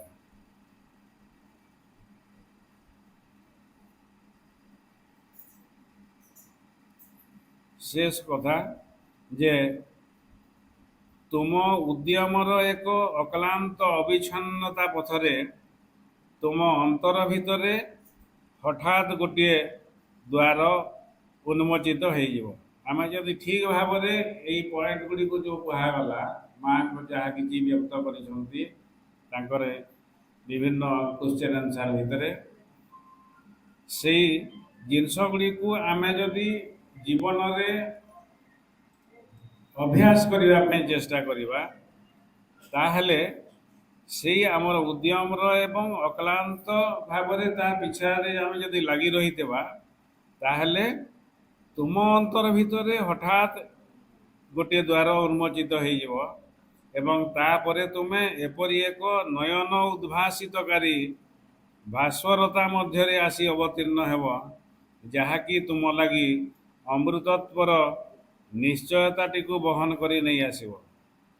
ତୁମେ ଯେ ଆବାହନ କାଳରୁ ଜୀବନ ଧରି ରହିଛ, ସର୍ବକାଳ ଲାଗି ବଞ୍ଚି ରହିବ, ତୁମେ ଅତ୍ୟନ୍ତ ମୂର୍ତ୍ତ ଭାବରେ ସେଇ କଥାଟିକୁ ଅନୁଭବ କରିବାକୁ ଲାଗିବ। ଏଇଭଳିଆ ଯାହା କିଛି ପଏଣ୍ଟ ଗୁଡ଼ିକ ଏଠି କୁହାଗଲା, ସେଇ କାର୍ଯ୍ୟ ଗୁଡ଼ିକ ମାଆ କହୁଛନ୍ତି କରୁ କରୁ ଏଇଭଳିଆ ଗୋଟେ ସମୟ ଆସିବ ଯେ ଆମ ଭିତରେ ଏଇଭଳିଆ ଗୋଟେ ଦ୍ୱାର ଖୋଲିଯିବ, ଯାହାକି ଖୋଲିଗଲା ପରେ ଆମ ଲାଗି ସେଇଟା ସେ ଅମୃତତ୍ୱର ଦ୍ୱାର ଦେଶରେ ନେଇକରି ଆମକୁ ପହଞ୍ଚାଇ ଦେବ। ତେଣୁ ଆମେ ପ୍ରତ୍ୟେକ ମୁହୂର୍ତ୍ତରେ ଆତ୍ମ ସଚେତନ ପୂର୍ବକ এই ନିର୍ଦ୍ଦିଷ୍ଟ ଜିନିଷ ଗୁଡ଼ିକୁ ଯଦି ଜୀବନରେ ଆୟତ୍ତ କରିବା ପାଇଁ ଚେଷ୍ଟା କରିବା, ତାହେଲେ ଆମେ ଦିନେ ସେ ଆମ ଭିତରର ଯେଉଁ ଆତ୍ମ ଆବିଷ୍କାର କରିବାର କଥା ଏଠି କୁହାଯାଉଛି। ଅଜୟ ଭାଇ ବି ତାଙ୍କର ବକ୍ତବ୍ୟରେ ଯେଉଁ କହିଗଲେ ଯେ ଜୀବନର ଲକ୍ଷ୍ୟ କ'ଣ, ଆମେ ସେଇ ପଥରେ ପହଞ୍ଚି ପାରିବା। ଗୋଟେ ଛୋଟିଆ କଥା କହିକିରି ମୋର ବକ୍ତବ୍ୟକୁ ବିରାମ ଦେବି। ଜଣେ ଋଷି ଥିଲେ, ତାଙ୍କର ଗୋଟେ ପୁତ୍ର ସନ୍ତାନ, ତାକୁ ଯେତେବେଳେ ସମୟ ହେଲା ସେ ଶିକ୍ଷା ଦେବା ପାଇଁ ଚାହିଁଲେ ଏବଂ ଗୁରୁକୁଳ ଆଶ୍ରମକୁ ପଠାଇଲେ। ସେଠି ଯାଇକରି ସେ ଶିକ୍ଷା ଗ୍ରହଣ କଲା। এই ଗୀତା, ଭାଗବତ, ପୁରାଣ, ଶାସ୍ତ୍ର ଇତ୍ୟାଦି ଯାହା ଯାହା କଥା ଗୁରୁ ତାଙ୍କୁ ଶିକ୍ଷାଦାନ କରୁଥିଲେ, ସବୁଗୁଡ଼ିକୁ ସେ କଣ୍ଠସ୍ଥ କରି ଯାଉଥିଲା କହିଲେ ଅତ୍ୟୁକ୍ତି ହେବ ନାହିଁ। ଗୋଟେ ସମୟ ଆସିଲା, ସେ ଘରକୁ ଫେରିଲା। ବାପା ତାଙ୍କୁ କହିଲେ ଯେ ଯେଉଁଥିପାଇଁ ତୋତେ ପଠାଇଥିଲି ସବୁ ପାଠ ପଢ଼ି ସାରିଦେଲୁ, ସବୁ ଜ୍ଞାନ ଆହରଣ କରି ସାରିଦେଲୁ କି କହିଲେ? ବୋଲେ ସେ କହିଲେ, ବାପା ମୋତେ ଗୀତା କୁହନ୍ତୁ, ଭାଗବତ କୁହନ୍ତୁ, ବେଦ କୁହନ୍ତୁ, ଉପନିଷଦ କୁହନ୍ତୁ, କେଉଁଥିରୁ କ'ଣ କହିବେ ମୋତେ ପଚାରନ୍ତୁ, ଯାହା ପଚାରିଲେ ମୁଁ ଉତ୍ତର ଦେଲି। ସେ କେତୋଟି ପ୍ରଶ୍ନ ପଚାରିଲେ, ସେ ସାଙ୍ଗେ ସାଙ୍ଗେ ତାର ଉତ୍ତର ଦେଇ ଦେଉଥିଲେ। ତାପରେ ଶେଷରେ ସେ ଭାବିଲେ ୟାର ଭିତରେ ଗୋଟେ ବହୁତ ବଡ଼ ଅହମିକା ହେଇଯାଇଛି। ଇଏ ଶିକ୍ଷା ତ ଗ୍ରହଣ କରିନାହିଁ, ଅହଙ୍କାରକୁ ଧରିକି ପଳେଇ ଆସିଛି। ଆମେ ମାନଙ୍କ ଭଳିଆ ପିତାମାତା ହେଲେ ଯାହା ପଢ଼ିବା ପାଇଁ ପଠାଇଥିବା ସେ ବହି ସାରା ଯଦି ମୁଖସ୍ଥ କରିଦେଇକି ଯାହା ପଚାରିଲେ ଉତ୍ତର ହଠାତ୍ ଦେଇଦେଲେ, ଆମେ ବହୁତ ଖୁସି କି ମୋ ପୁଅ ସବୁ ମୁଖସ୍ଥ କରିଦେଇଛି କରି ଖୁସି ହେଇଯାଆନ୍ତି। କିନ୍ତୁ ତାର ବାପା ତାକୁ କହିଲେ ଯେ ୟାର ଭିତରେ ଅହମିକା ଆସିଯିବ, ଇଏ ଶିକ୍ଷା ତ ନୁହଁ, ଅହଂ ତା ଭିତରେ ଭର୍ତ୍ତି ହେଇଯାଇଛି। ତାପରେ ସେ ଲାଷ୍ଟ କ୍ୱେଶ୍ଚନ୍ କଲେ ଯେ ଗହମ ବିଜ୍ଞାତେ ସର୍ବୈବଂ ବିଜ୍ଞାତମ୍। ତାର ଉତ୍ତର କିନ୍ତୁ ସେ ପୁଅ ଆଉ ଜାଣିପାରିଲା ନାହିଁ। ଅର୍ଥାତ୍ ପ୍ରଶ୍ନ ହେଉଛି, କାହାକୁ ଜାଣିଲେ ସବୁ କିଛିକୁ ଜାଣି ହେବ? ବୋଲେ ସବୁ କିଛିର ଉତ୍ତର କାହା ପାଖରେ ଅଛି ଯେ କିଏ ଦେବ? ଯାହାକି ଆମର ବିଷୟବସ୍ତୁ ଆତ୍ମ ଆବିଷ୍କାର ପଥରେ ଜୀବନ। ସେ ଆତ୍ମ ଆବିଷ୍କାର ଯଦି ଆମେ ନିଜେ ନିଜେ କରିପାରିବା, ତାହେଲେ ତା ଭିତରୁ ପ୍ରତ୍ୟେକ ପ୍ରଶ୍ନର ଉତ୍ତର ଆମକୁ ବାହାରି ପାରିବ। ତେଣୁକରି